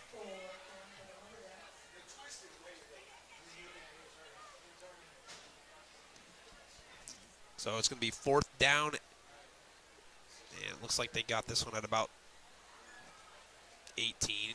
Let's just say if we lose a game, every official's bad to me. There you go. If we win, they did a great job. There you go. I'm okay with that assessment. Yeah. It's honest. Yep. You know, I like it. Yeah.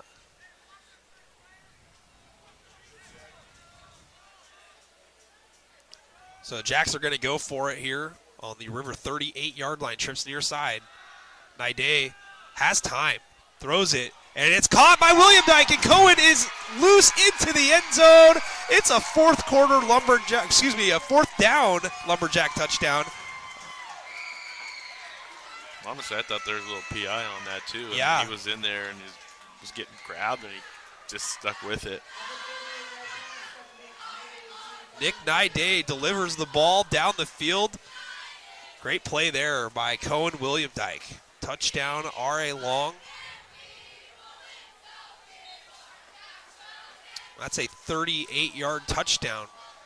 Said they had to start taking that deep shot.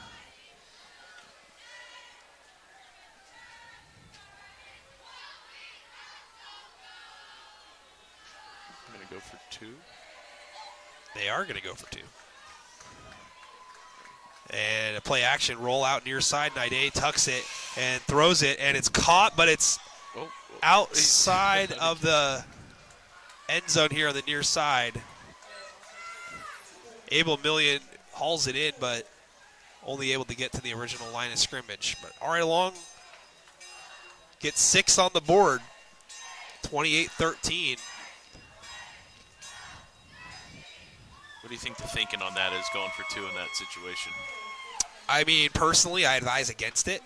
The only reason I say that, I mean, you're in the same position if you miss the PAT kick. You know, it's like you're going to need 2 more touchdowns. Now you've guaranteed yourself that you've got to go for 2 again to tie it, you know, or if you score 2 more touchdowns, if you're trying to win it, you know, you got to go for 2 to win it in regulation, or you got to score 3 times if you don't get them. Right. So it's like, you know, the more you do that, the more you're potentially setting yourself back. Right. I don't think that the risk personally outweighs the reward, but I mean, if you want to win the game and don't want to play for OT, Yeah. right, you're going to get one of those that your hope, you know, get there. But, you know, it's like we've already talked about, it's tough to you know, question what a coach says or does, or, you know, for sure.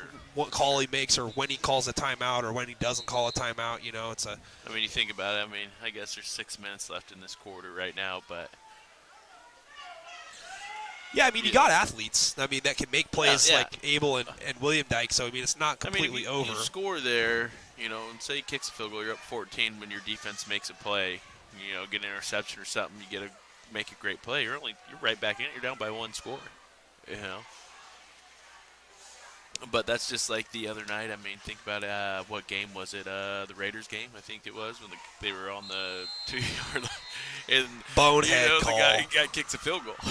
Onside kick, and it's touched, and it was covered up, it looks like.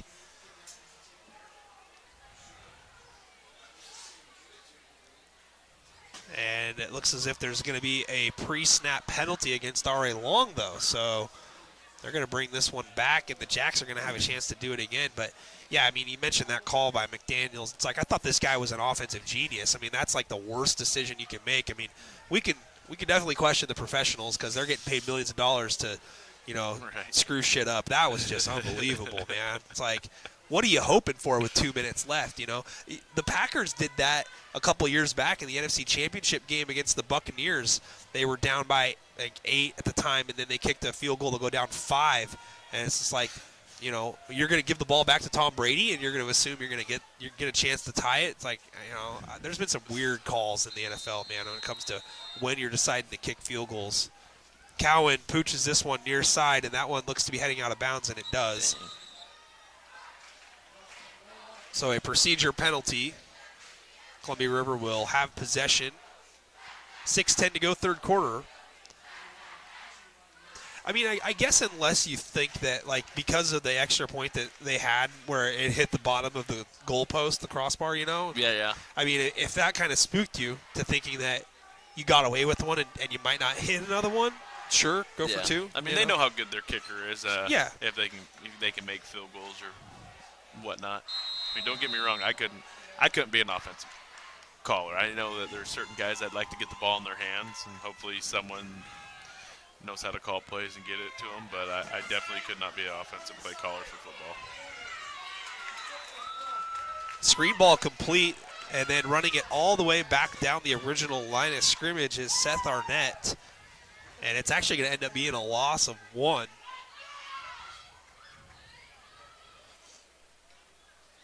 Coach, you got this really fine, retro-looking jacket there. Reminds me of a starter jacket with all the NBA logo teams. Says we got a keeper here by Schiffer, and he's going to slide down, pick up what he's got. But, I mean, what do you think about Mr. Damian Lillard getting traded there to the Bucks? I'm not sure if you're a Blazers fan. I kind of fancy you maybe as a Laker fan, but I don't know. Yeah, I like the Lakers. I like the Blazers. I think Milwaukee's trying to keep Giannis there. And that was quite a move they made to do that. So that's going to be tough. I think they're the best team in the East with him, though. That's for sure. This is going to be close. They won a championship with Drew Holiday as the point guard. Now you got Damian Lillard. And Drew's a dog, don't get me wrong, defensively and everything. But it's going to be interesting these next couple of years. 4th and 1. The River's going to go for it. Come on, get a stop. Handoff, and it's close. Oh. And able to slip a tackle, though, and still going beyond the 50 is Parkin. Man, the Jacks nearly got a defensive stop right away and get the ball back in good field position there. But, I mean, the Bucks were wise. Reports were that Lillard was willing to come back if the Heat deal came out, But I don't know. I'll give you my thoughts on it first. I want a jump cut in the hole there by Parkin. But I tell you, Coach, I mean, if you're going to put it out there that you want to trade, to this specific team, and that team doesn't have the assets that you want, I mean, it's hard to go back into the GM's office and say, hey, I want to come back and I want to play again. I mean, you've pretty much just put egg on the face of the organization saying that you don't want to play for them anymore and that, the loyalty card is ran out. And the GM, Joe Cronin, he played the Uno reverse card on Lillard and was hey, we'll show you Milwaukee, which is a good destination for him. I mean, honestly, I think it put him in a better spot. Yeah. I think him with the Bucks is more dangerous than him with the Heat. Yeah. It really is. That's tough, when you hear that, he would have possibly came back. But at the same time, with everything that was going on, I mean, Lillard's getting older, and they wanted to, they try to go a little bit younger, Simons and Scoot. And then, I mean, you go get Ayton, who was a top pick, and he's going to be a chance to actually be a first or second option on a team now instead of a fourth option. I expect him to do big things for him. I mean, when you're playing behind those guys that were above him, people think Ayton, he's horrible, blah. No, but he's a fourth option. Yeah. When you're a number 1 pick and you're a fourth option, it's tough. He's going to get his chance to prove himself, and if he doesn't, then Portland probably ship him out too. He's played in the state of Arizona his entire life. He gets a fresh start someplace else, and new scenery. As River called the timeout, nice pass across the middle. It's just dropped wide open and a lot of landscape there. So 4:14 to go, clock stop, and 3rd down and 7. River's already converted the 4th down drive here.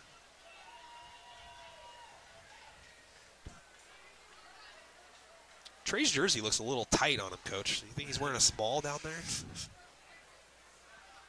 3rd down again, Schiffer rolling, and pass is complete. And it's a 1st down, catch and run, and receiver is out of bounds. I thought he had his shoulder pads on for a second. Yeah. And that looks like Heo De La Rose on the reception. Yep. That's his jersey, though. He's number 1. Yeah, no, totally. I think he just got a small, or he's added some muscle here over the last 3 weeks. Handoff savvy on McCoy. McCoy is brought down immediately. And let's see who was on that tackle. That looks like Gage Hinsela. Nope, that's 55. Is there a 55? I don't see a 55. Maybe I'm blind.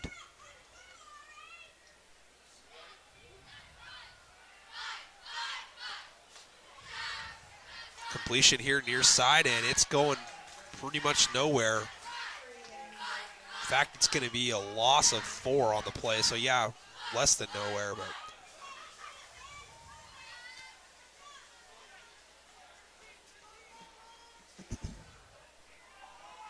for as much as, Arlong's down 2 scores right now, they're still in this game. Oh, yeah. Uh-oh. Right there. Good cleanup. Yeah, so I got to commend Jacob Isaacson there, Coach, because in those situations, when you see a guy who doesn't have his head around and you've got a chance to possibly lower the shoulder and lay the wood, sometimes when you miss in those situations, you leave a lot of space behind you. That time he broke down and wrapped up and went with the safe and secure tackle. Let's see what Rivers doing here. It's 4th down and 17 on the scoreboard, and they're looking to go for it here. And they are going to go for it. Pump and go. Schiffer under pressure, rolling near side. Got to make a tackle in the open. And throwing it downfield. It Wide has a open. man wide open, What and it's happened a there, Cole? touchdown. Tommy Blau comes open. It's a 37-yard touchdown. That is a backbreaker, Coach. 4th and 17. Cohen was on the guy, and he seen the guy coming, looked like seen the quarterback roll out there coming up, and he just left that guy right there in the end zone. He knew it was his fault, though. He was sitting there tapping himself like, that's me. Coach was barking at him. That is tough. That's tough, man. 4th down, too. I mean, you would have got that ball almost near midfield, down 2 scores. Peña's extra point is good. 35-13.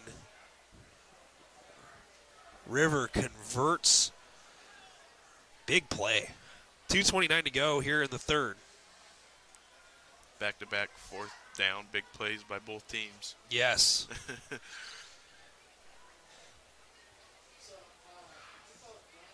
I mean, it was 7-0 at the end of the first.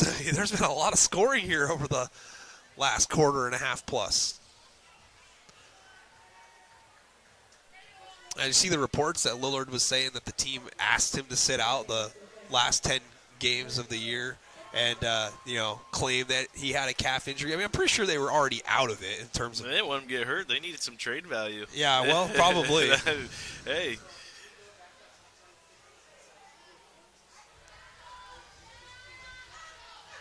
I think the Blazers are going to get rid of Drew Holiday. They're already shopping him, too. I don't like that. I like him, I do, too. Give Scoot a chance to learn with that guy, too. But, yeah. They're just.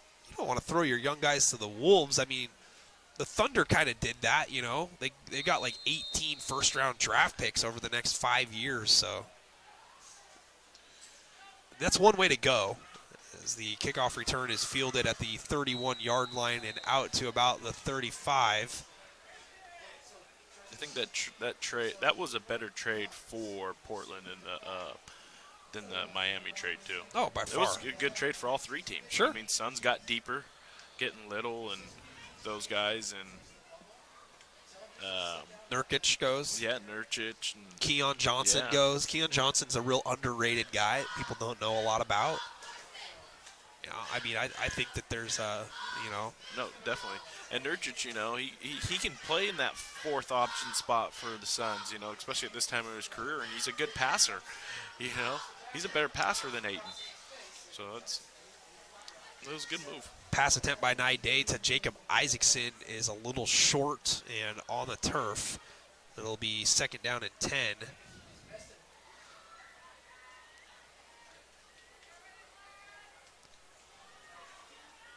.222 to go, 3rd quarter. Looks like Abel's done for the game. He's got his helmet off over here. And we got a little screen ball to Isaacson, and Isaacson is tackled down at about the 36.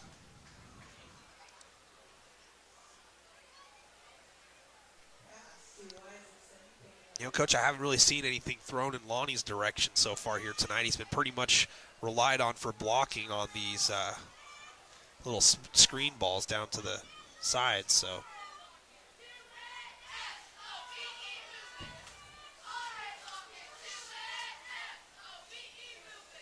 two backs next to Naide, and Naide fakes a handoff to Dorland under pressure, steps up, throws it, hit as he throws. Ball popped up in the air and nearly picked off. William Dyke, the intended receiver. Naide was under pressure there on that throw. Did a good job trying to climb the pocket, though, and at least avoid taking the sack. And it looks like substitutions are going to come in, and we might see an RA long punt. And, yep, Tyjon Riggins is going to drop back into punt formation.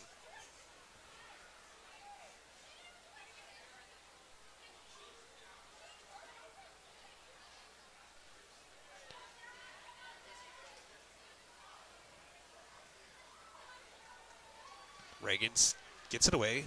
Good punt there by Tyjon. He's done a pretty good job tonight kicking the ball, honestly. Fair catch at the 32. And that's where Columbia River takes over, leading 35-13. 3 touchdowns already here in the third quarter. Jake with the score update says Onalaska 14, Toledo 0. I'm surprised it's that low scoring of a game, honestly.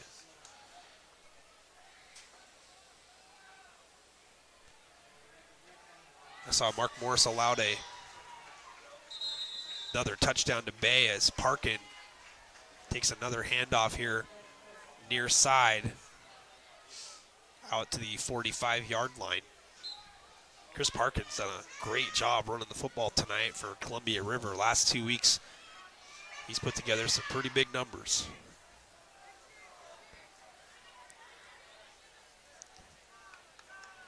Trips to the top. And it's a handoff to Parkin, and it's a reverse back to the near side. Good job here by William Dyke, but a great spin move there. Wow, what an athletic play there on the reverse. Ha'aheo De La Rose.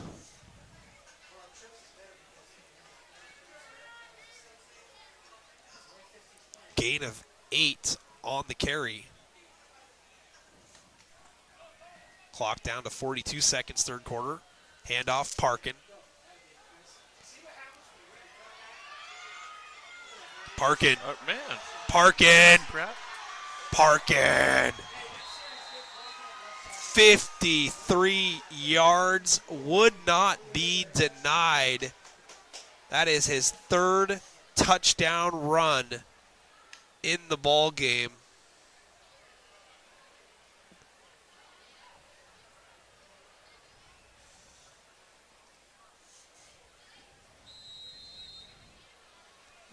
Parkin was giving the universal sign of they're too little over there on the sideline. PAT is up, and it is good. Payne is 6 for 6, 42 3 guys to 13. Grabbing him, and they didn't take him down.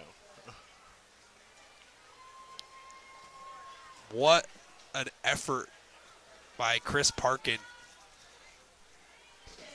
Parkin has scored from 30, 37, and now 53.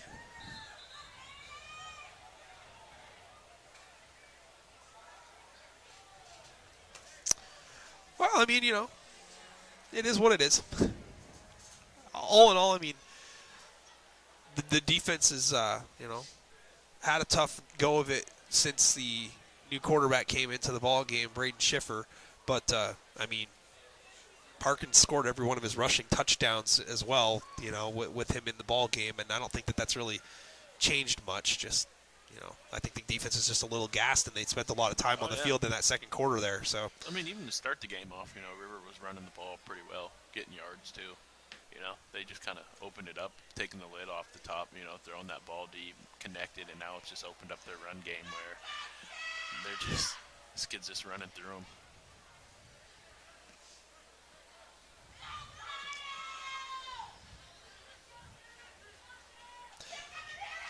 Coach, we'll have to see about when that Linden Christian basketball game is coming up this year. If it's an off day, let's go. We're going to take a trip up That'd be there, cool. and I'm going to see if they want to live stream, and see what we can do to get that one on camera for everybody. I bet we'd have next to 500,000 viewers. But Ridgefield on top, 31-14 against Washougal.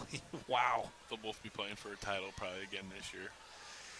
Yeah, I mean, They bring back their guys, man. I mean, Linden brings back their best player that's got a couple titles under him. Canales. Yep. And they bring back a couple big boys too. Yeah, I mean, they're definitely going to be reloaded again and have the same, top player in arguably the state for 2A.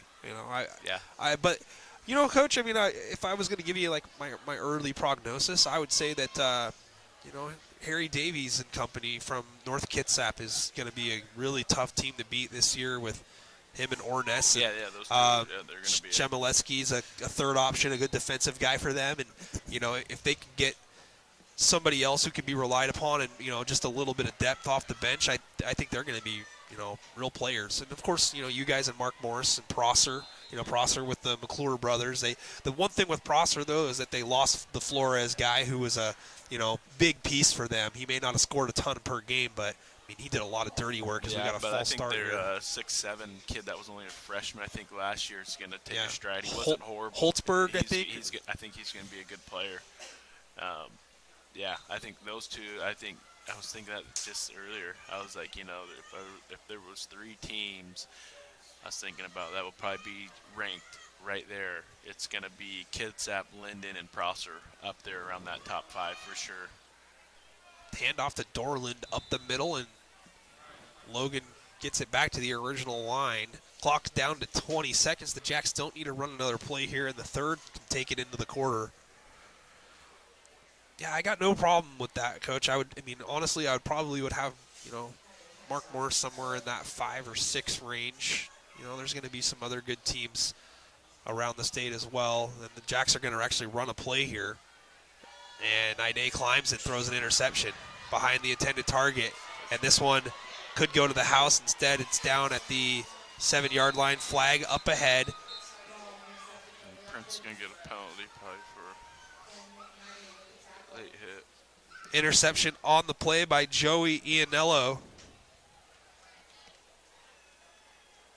Yeah, I mean, I hate being the second guess guy, Coach, but 20 seconds left in the quarter, no reason to hurry up a play call there, and chance to go to the sideline and talk things over. Now you've given the ball back to River, and we're going to not quite have a running clock situation here, but it's getting to that point here pretty quickly.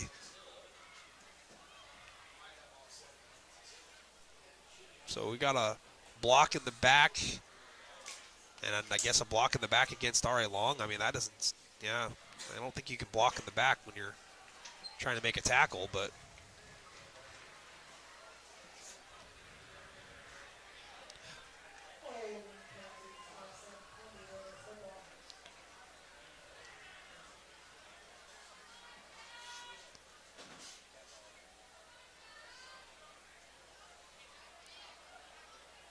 So sorting out where everybody's going to be at here at the start of the fourth quarter. 42-13 is where we are at. River will have the ball.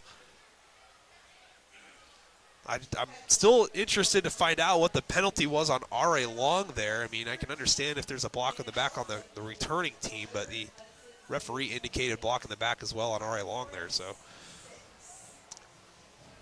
well, fans, Nick Sisson here, and Coach Jareki of the R.A. Long Lumberjack basketball team, hopefully entertaining you enough here tonight, 42-13. Please be sure to like the live stream and also be a follower on the platform that you're watching on. I do recommend doing the YouTube thing, Coach, if you're going to watch any of the games afterwards, which I know you don't, but you can just put it up on the smart TV. I'm not doing the channel that I was doing last year. It's just all going to be done again on the regular social media platforms for free again. So okay, yeah, I always just rewatch these. Yeah, and did my stats and stuff. Yeah, actually. Yeah, on mute though, right? No, not on mute. That's what I'm saying. Hey, I could be up here critiquing, but you know what? I know people critique what I'm doing too. Like I said, I couldn't call offensive plays for football, but I can barely call them for basketball. It is what it is. But all I do is just play defense. So. First and goal for River from the 8, and Savion McCoy looking to shake a tackle, and he dives forward. Looks like he's going to have maybe a yard there. But, yeah, I try not to critique too much. You know, I had a point in a game last year where Mark Morris was playing River in a game, and, you know, there was a play that I thought was over and back on Mark Morris late when River was trying to make a comeback, and your former head coach sent me an email the next day explaining the rule to me. Oh, and I was like, and I'm like, uh-oh. I was like, oh, he watches. So, you know, I was like, we'll have to just. That's funny. I was like, we'll have to make sure I know the rule here and totally educated. But yeah, it came with 9 seconds had ran off the 10-second clock to get it over, and then they inbounded it into the backcourt after the timeout, and then like another 4 seconds gone off, and I'm like, isn't this 10 seconds? And apparently, if you call a timeout, the clock resets, something like that. I didn't know the rule or anything like that, but you know, I became a little bit more educated. After the carry up the middle, it's a very short gain, and we do have a Lumberjack player down and now hopping up, and that appears to be Logan Dorland, and he looks okay. John Barker jogging out there to the near hash mark, but yeah, I could just as easily hang up the headset and try to coach and be dead ass wrong about everything I do. So, you know, it's tough. Yeah. It doesn't hurt my feelings when I hear people thinking, having their own opinion on it, you know. Everybody has their own opinion, and that's totally fine. Yeah. You know, I'm still always going to coach my way. And, you know, it's funny because sometimes you might hear something and go, you know what, I probably could have done that. You know, you don't have to always agree with what people are saying, but you might hear something that maybe makes a little bit of sense that you can try. I'm always trying to learn. I don't always think I always have the right answer. You know, if someone can, you know, wants to shoot something out there and like I kind of look at it and, you know, I might tell you, yeah, you're nuts, or I might say, you know, it's not a bad idea. So into the ball game is Cole Pearson at quarterback, a sophomore, 5'10", 155 pounds, and he tries a little swing pass out of the flat, and it's incomplete.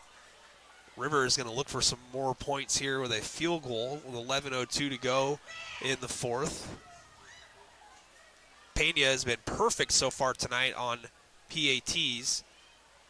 And the kick is up, and it's good. So Pena knocks it home. That's a 22-yard field goal for River.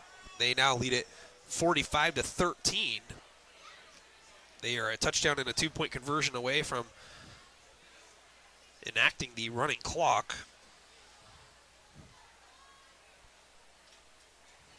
Well, it doesn't get much easier for R.A. Long coming up next week. They are taking on the Woodland Beavers here at home. And I do believe that that is going to be homecoming as well. So, you know, maybe that'll get the life back into the stadium. And, you know, the Jacks came out with a lot of life here tonight, but they're going to see a different style of football next week. They're not going to see the air it out deep, you know, and back off the safeties type blow the top off offense. You know, Woodland really likes to run the football behind Elijah Anderson, and he's a really good running back. I've heard of the kid. I haven't seen him play yet, so I'll have to come and check him out.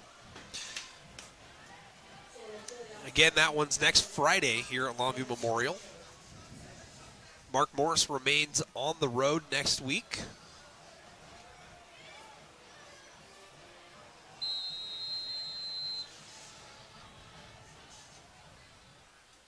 And we got a pooch kick here. And that one lands down, and the Jacks field it. And that boy is fast. Yeah. Cohen William Dyke, when he gets his hands on the ball, probably just one guy to beat here on the near sideline. So, Coach, we've talked about just about everything that we could probably talk about except for maybe the college ranks, again, with not knowing your affiliations on who you root for. But, man, the University of Washington has got a super good football team. And the Ducks also, after beating Colorado last week, they got a pretty decent team as well. That's going to be a pretty good matchup later on here in a couple weeks. No, yeah, for sure. I mean, that whole Pac-12, man, it sucks that, it's, yeah. You want to break it apart, and here you are, you got 4 or 5 teams that are in the top 10, and it's like, yeah, and you want to break that. I mean, it is what it is, but I'm a UW fan, and Penix is nice. I like him a lot. That's going to be a great game. I don't like the Ducks, Coach, but last week I was kind of rooting for him a little bit against Colorado just because of the antics that Colorado was kind of doing pregame. And, it's an emotional sport, football is. And, pregame you're going to, talk a lot of junk to the other team. And, That's what they're all doing. You see that NFL guys doing that, stepping on the middle of the field. Colorado State guys did that to Colorado. Yeah, absolutely. Yep. But I'm a Prime fan, so, Prime is amazing. I like Colorado, so I'm going for him. Yeah, Prime is like a generational athlete, type of guy that you'll probably never see again. I mean, realistically, though, you probably won't ever see a guy play Major League Baseball and football, playing a playoff game and playing a primetime football game in the same day. Jacks have a penalty after the catch, and now they're backed up in another screen ball here to the near side. Tyjon Reagans makes a move inside, goes back outside, and he's got some space, crosses the 50 out of bounds, and they're going to spot him down at the 50. Nice little catch and run by Reagans, as he does not have first down yardage, but is able to get it back to within striking range, 2nd down and 5. Tactical Dad says go Cougs. The Cougs have got a super solid team, man. Hey, Coach, their quarterback too, man. Yeah. Jeez. Win a couple more games, they're going to be talking about him real.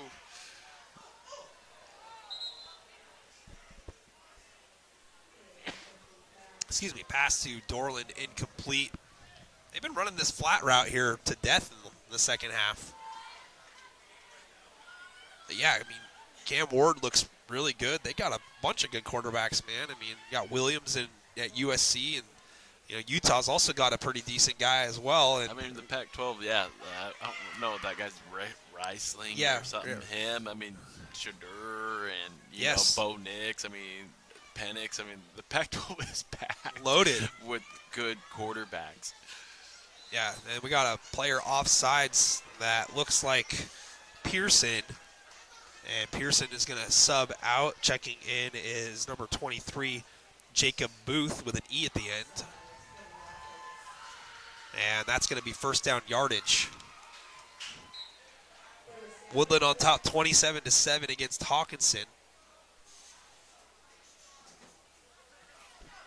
Naide climbs the pocket. Now he's going to scramble, and he's going to put his shoulder down, actually. And he got hit there. Yeah, took a lick, gets it out to the 38, slow to get up. But good toughness shown there by the junior Nick Naide.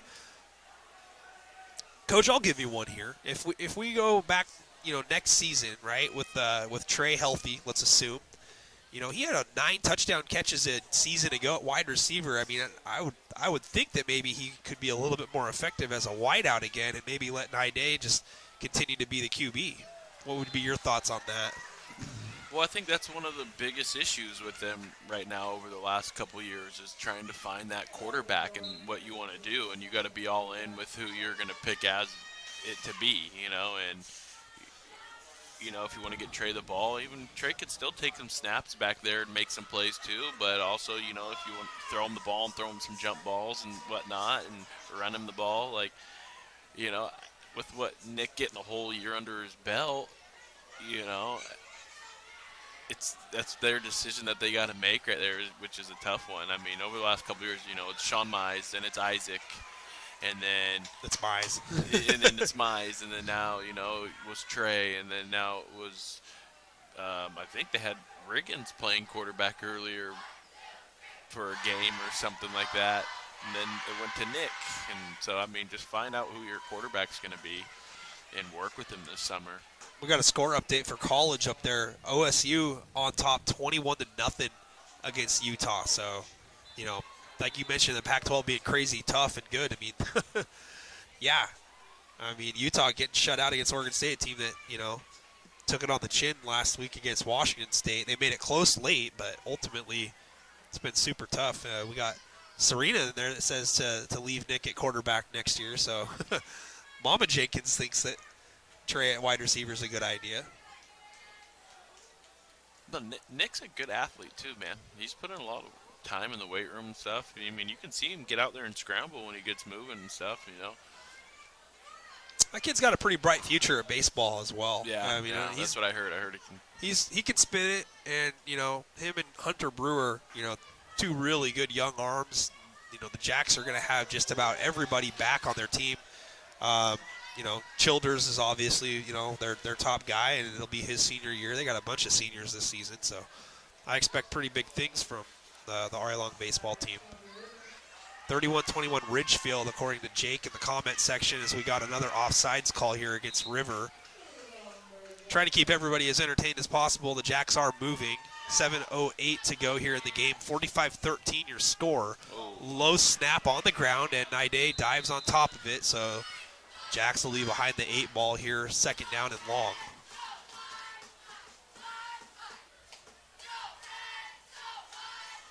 I've watched a lot of UW football over the years, Coach, and Penix is probably like the best pure passer that I've really seen Washington have. You know, I wasn't alive to see Warren Moon play at the time, but I mean he's about the only other guy that I can really think of that threw the ball quite as nice as he does. So. No, man, he reminds me of a Mike Vick. I know he doesn't take off like that, but like with the ease that he throws it, being that lefty, 100%. that lefty quarterback, you know, he's probably a better passer than Mike Vick when it comes to just like accuracy-wise. But I mean, you know, Mike Vick could throw that ball 70 yards without barely even moving. You know, so that is a great comparison. Yeah, absolutely. I mean, I see you saying Locker there, Tactical Dad. Locker was more of like a hybrid in my opinion. So Locker could throw it, right? He had a hell of an arm. He had a cannon, but, you know, in my personal opinion, I think that the deep ball accuracy that Penix has, and like you're saying, Coach, the ease of which that he throws it, you know, Locker could throw it so hard that you would drop it sometimes. You got to put that touch on there, you know what I mean? And you got to be able to corral the cannon, so to speak. But no, I think Locker was a good. You know, he'd like to take off and run too. He's a good.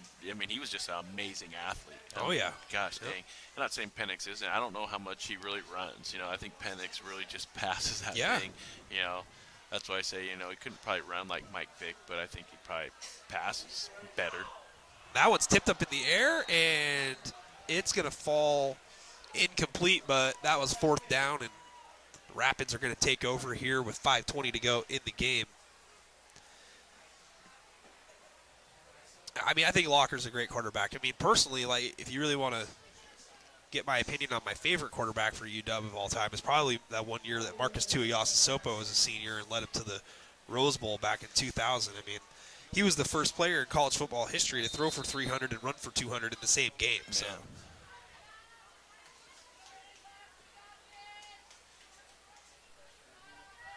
Product from Woodinville High School.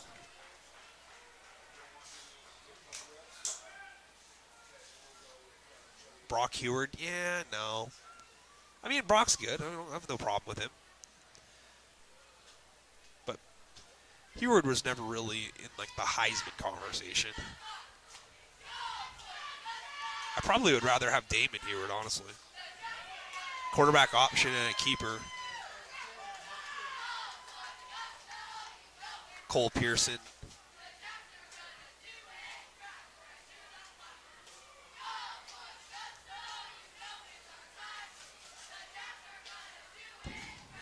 You know, just a few years ago, the Browning guy, he wasn't bad. No. They were up there ranked top 10 team. Yeah, played in the college football semifinal. Yeah. Ooh, nice tackle there. That is Isaacson. And they got a flag here. Looks like Prince just got a late hit, just shoved the guy in the back. Yeah, and Cowan is trying to calm him down there. Well, you wonder if he was seeking out the target, so to speak, there. And something was said or done at one point in the game that caused you to go after somebody. 4:22 to go in the game.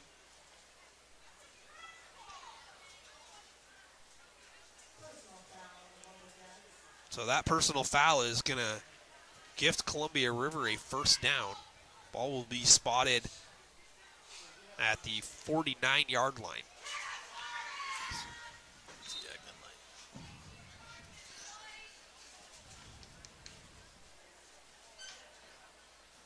Trips far side, and that is where Pearson looks, and the ball is caught. Reagans gets a hand on the receiver, and he's going to get up to about the 44. That's a little 5-yard gain there. Both teams have done a good job of running the screen game.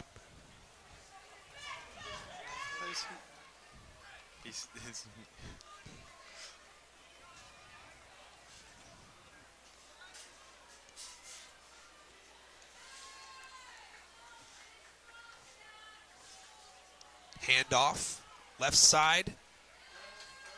Not going too far. A gain of 1, maybe 2. Ianello on the carry, 5'9" sophomore. Clock under 3:30 to go now, Coach.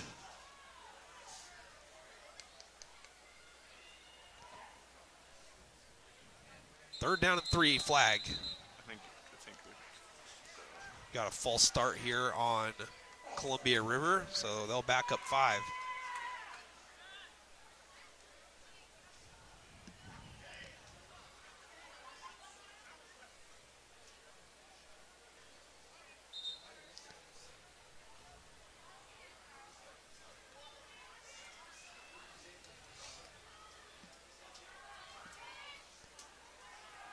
Roll out near side, pass attempt.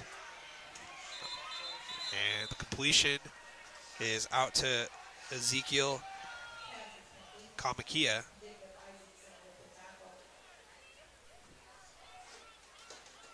Looks like we got another quarterback change out there. It's number 25, Ethan Bumgardner, who threw that last pass. 4th down and roughly 5. River looks to be in punt formation here. Clock running down to 2.5. Lonnie Brown Jr. deep. See if Lonnie can bust one before the game's over. And this one might land down, and it does. Brown thinking about it. Oh, I thought he was going to grab it. He said, nah. That is a very, very good punt. River downs it at the already long 3-yard line, and that's where the Jacks will start the next drive, more than likely the last drive of the game for them. 45-13.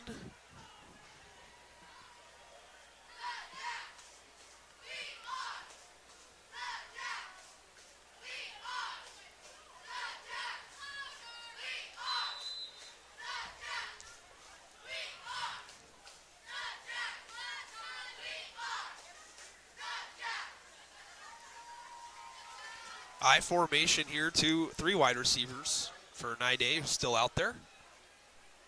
And it's a handoff to the fullback. And that one not going far. Franklin Pill takes the carry. And far sideline official didn't even really look interested in finding out where the spot was going to be. It looks to be the original line of scrimmage here.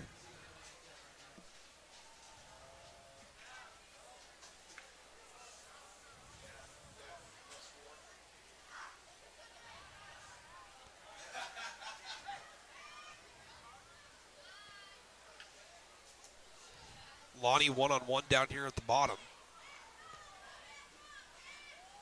And it's a handoff, and it's a safety, it looks like. Let's see.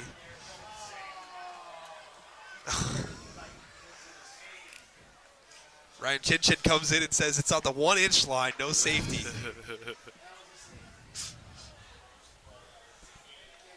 River coaching staff seems to think it was a safety, but they've got enough points. Yeah, I think it'll be okay. Yeah, minute left in the game. Yeah, you're very welcome. Absolutely happy to do this stream. You should say thank you to Coach Key for coming on out and helping me keep it entertaining for everybody.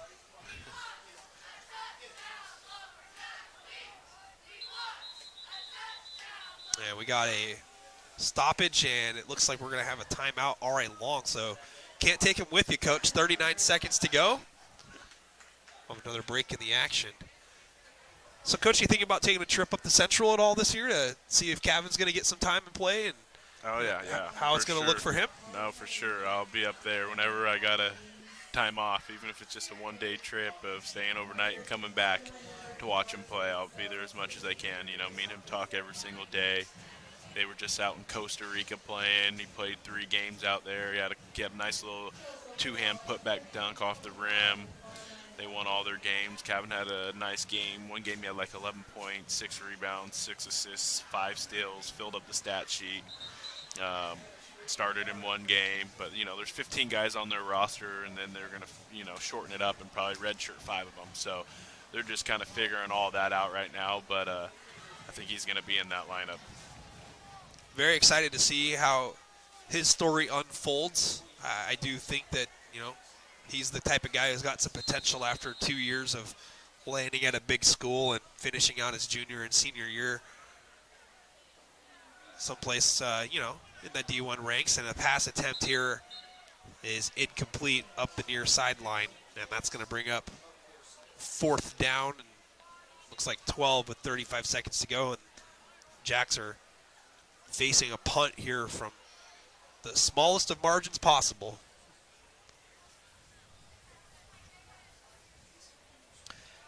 Yeah, my son was always begging to go and see Kevin down there at your mom's place, the Country Folks Deli. And, anytime he went there, he always wanted to go and talk with them. And after every game, he wanted to go and talk with them. The last 2 sports that he played baseball, and now he's playing soccer. And both times, he got to choose his number, and he chose number 4 both times. Nice, so, nice. Yeah, he definitely idolizes Kevin. And, anytime that we're out shooting in the driveway, he's always like, do you think I'll be as good as Kevin one day? And I'm blunt and I'm honest, right? It's just me. And I'm like, son, you probably won't be. But if you work as hard as he does and, put in the time and the effort, it would help having a bigger brother help push you as well. But, Yeah. you could achieve just about all the goals that you want to achieve in the sport, and it just takes a lot of hard work and effort and stuff. And, that was one thing that Kevin never lacked is, the guy was always working on his craft. And, I always kind of looked at him more or less like a late developer in terms of like his physical attributes. Sure. So, I think that, first year, second year college, he's going to man out a little bit more in terms of his, physical traits and stuff. Oh, yeah, definitely. Yeah, that's what's going to be scary. Can't wait to see. But the kids love him, man. My son stays up till 1 or 2 in the morning playing video games. Kevin's like, "What's your login thing? Meet me on there." And they're on their headset. I'm like, "What are you doing? It's 1:30. Oh, me and Kevin are playing this racing game." I'm like, "What?" Playing with my 12-year-old son. I'm like, "This guy, he's ridiculous." Yeah, no, he's a good role model though for kids. Sure. I tell you what, my son looks up to him a lot. Well, that's going to do it, folks. 45-13 is your final score. River ends up running away with it. Started with an Abel Million touchdown, 28 yards from Nick Nye-Day, 7-0 Ari Long in the first, and they would take that lead into the second, but River puts 3 touchdowns up in the second, a 62-yard touchdown to Haheo De La Rose from Braden Schiffer, who came in for the starter Ethan Long and played great tonight. 30-yard touchdown run by Parkin, 9-yard touchdown run by McCoy. Couple of PATs by Pena made it 21-7. Third quarter, Parkin. First play for River after an Ari Long punt is a 37-yard touchdown to the house, 28-7. And then Cohen Williamdyke on 4th down got a 38-yard touchdown. Crossed the goal line. The Jacks go for 2. They don't get it, 28-13. And then on 4th down and really long, Tommy Blau gets behind the defense on a broken play rollout near side, 37-yard touchdown from Schiffer. That was kind of the backbreaker there, Coach. Yeah, for sure. Parkin adds a 53-yard touchdown, and then River adds a 22-yard field goal. And that does it in the ballgame here tonight, 45-13. River improves to 2-1 in the Greater St. Helens League. They've won 2 straight after dropping the game here at Longview Memorial and Mark Morris 21-3. Meanwhile, Ari Long still the only winless team in the Greater St. Helens League. They drop to 0-3, and they're going to take on Woodland next week here at Longview Memorial. So, they still got games against Woodland, and then they got a road game against Washougal, and then they got a home game against Richfield and a home game against Mark Morris. That does not look very promising, Coach. Yeah, it's tough, man. All these teams are pretty even, and, it's just – it's not going to get any easier here down the stretch. You can say that. I think the best thing is that they get kind of some home games out of it, to end the season. So, yep, we'll see how it goes. But, well, that's going to wrap things up for us. Player of the game, Chris Parkin tonight, in my estimation, Coach, with the 3 touchdown runs. You could obviously say that Braden Schiffer had a major impact in the game. It's coming in off the bench in the second quarter, but, Parkin with 3 touchdown runs. He was the horse tonight for Columbia River, and For Ari Long, I don't know really. It's kind of a mixture. I think that if Abel plays the entire game, he added a lot to of potential for what Ari Long could have done on offense, and Cohen with that touchdown there in the middle of the game. But ultimately, I mean, when you lose by 30-something points, it's tough to really pick out a single guy and say that they were a player of the game in some aspects. But Night 8 showed some good things tonight and had a couple of good moments as well. So. Yeah, I mean, that's the same thing, with Colorado against, Oregon. Hunter doesn't play, and you say, hey, you lost by 30-something. Well, I don't think he was going to make that much of a difference anyways. Yeah. It's tough, football, in a basketball game, you can have a guy that can almost carry you here and there, and you can win some games. But in football, that's really hard to do with just be one guy. There's a lot more people. There's not 5 guys out there. There's, 11, 12 guys out there. So 100%. It's a little bit different. All right, Coach. Well, I appreciate you coming on out and doing the live stream with me. And, even though it wasn't the result, it was entertaining for a little while. And, got a chance to catch up. I'm really looking forward to coming out and doing some basketball games. And, again, open invitation for next week. If you, got some time and you're interested, come on out and do another game here. Last game is going to be here at home. Well, actually, no, they got 2 in a row. Ridgefield and then Mark Morris. They're both here. So, yeah. Anyway, sure you got some things to do on Friday nights every now and then. But if not, come on out, man. And, do some. When they have home games, I come and check them out. I just like to watch these kids compete regardless, And, at the very beginning, that was entertaining to watch them sit there. And, they got to keep building off it. And, I look at the roster, and, a lot of these guys are all underclassmen once again. There's a few seniors, but, it's that summer work. You just got to keep putting it in, man. So, I'm always going to be rooting for these guys and hope for the best for them. So, but thanks for having me. I always enjoy being up here and watching from a different view than standing right there on the field. You can kind of see everything from up here, so it's pretty cool. And this whole platform you got going on is awesome. I even watch the volleyball games when I don't go, and I watch them at home on my phone and stuff. So, it saves me a lot of scouting that I got to go do in dry places when you're already doing a Mark Morris game or something. I don't have to hit people up and go, hey, can I get the film? I already know, hey, I'll just pay for my subscription to you. Not anymore. It's all free now. If I were you, I would actually raise the price, and I'd still pay for it. Yeah. So. Yeah, no, I mean, we're working on figuring out a way to monetize it with getting ads like we did when we first started and stuff. So, I mean, it's all good. I'm not worried about it. I just have a lot of fun doing it. I get to write about the games for the Daily News, and they pay me, so it's all good. No, I get it. I mean, that's just like coaching basketball. The check is a bonus, when you get paid at the end of the year, but I'd probably do it for free anyways. I mean, I just love doing it, so that's just – Yep. Yeah. Well, cool, man. I appreciate you coming on out. Congratulations, River, getting the big win here tonight on the road. And we'll be back again next week for Woodland against R.A. Long. And I do believe it's going to be homecoming. I could be wrong about that, but I don't have Spirit Week lined out in front of me, just in my head, kind of like years past about when it's fallen, and that seems about right. We also start up Breast Cancer Awareness Month, so I'm pretty sure we'll have some pink trim next week as well here. Let's hope everybody can get home healthy tonight. Abel Million was a little dinged up tonight, so hopefully he's able to take an ice bath and feel a little bit better in the morning. And, you can take a lot of positives out of tonight's game and, some stuff to build on. But R.A. Long remains winless in league play. They did get that one win against Castle Rock, so it's not all that bad, But we'll be doing some Civil War volleyball next Tuesday for everybody. If you want to tune into the live stream, it's going to be over at Mark Morris High School. And, should be a good one, Yep, it should absolutely be a good one. And, I just hope and pray that Kamaya is able to get healthy and come on back before the postseason. And Mark Morris has played a lot better since that first match, so it should be a good one. Yeah, for sure. All right, on behalf of my co-host, Jeray Key, I am Nick Sisson on behalf of N2 Media.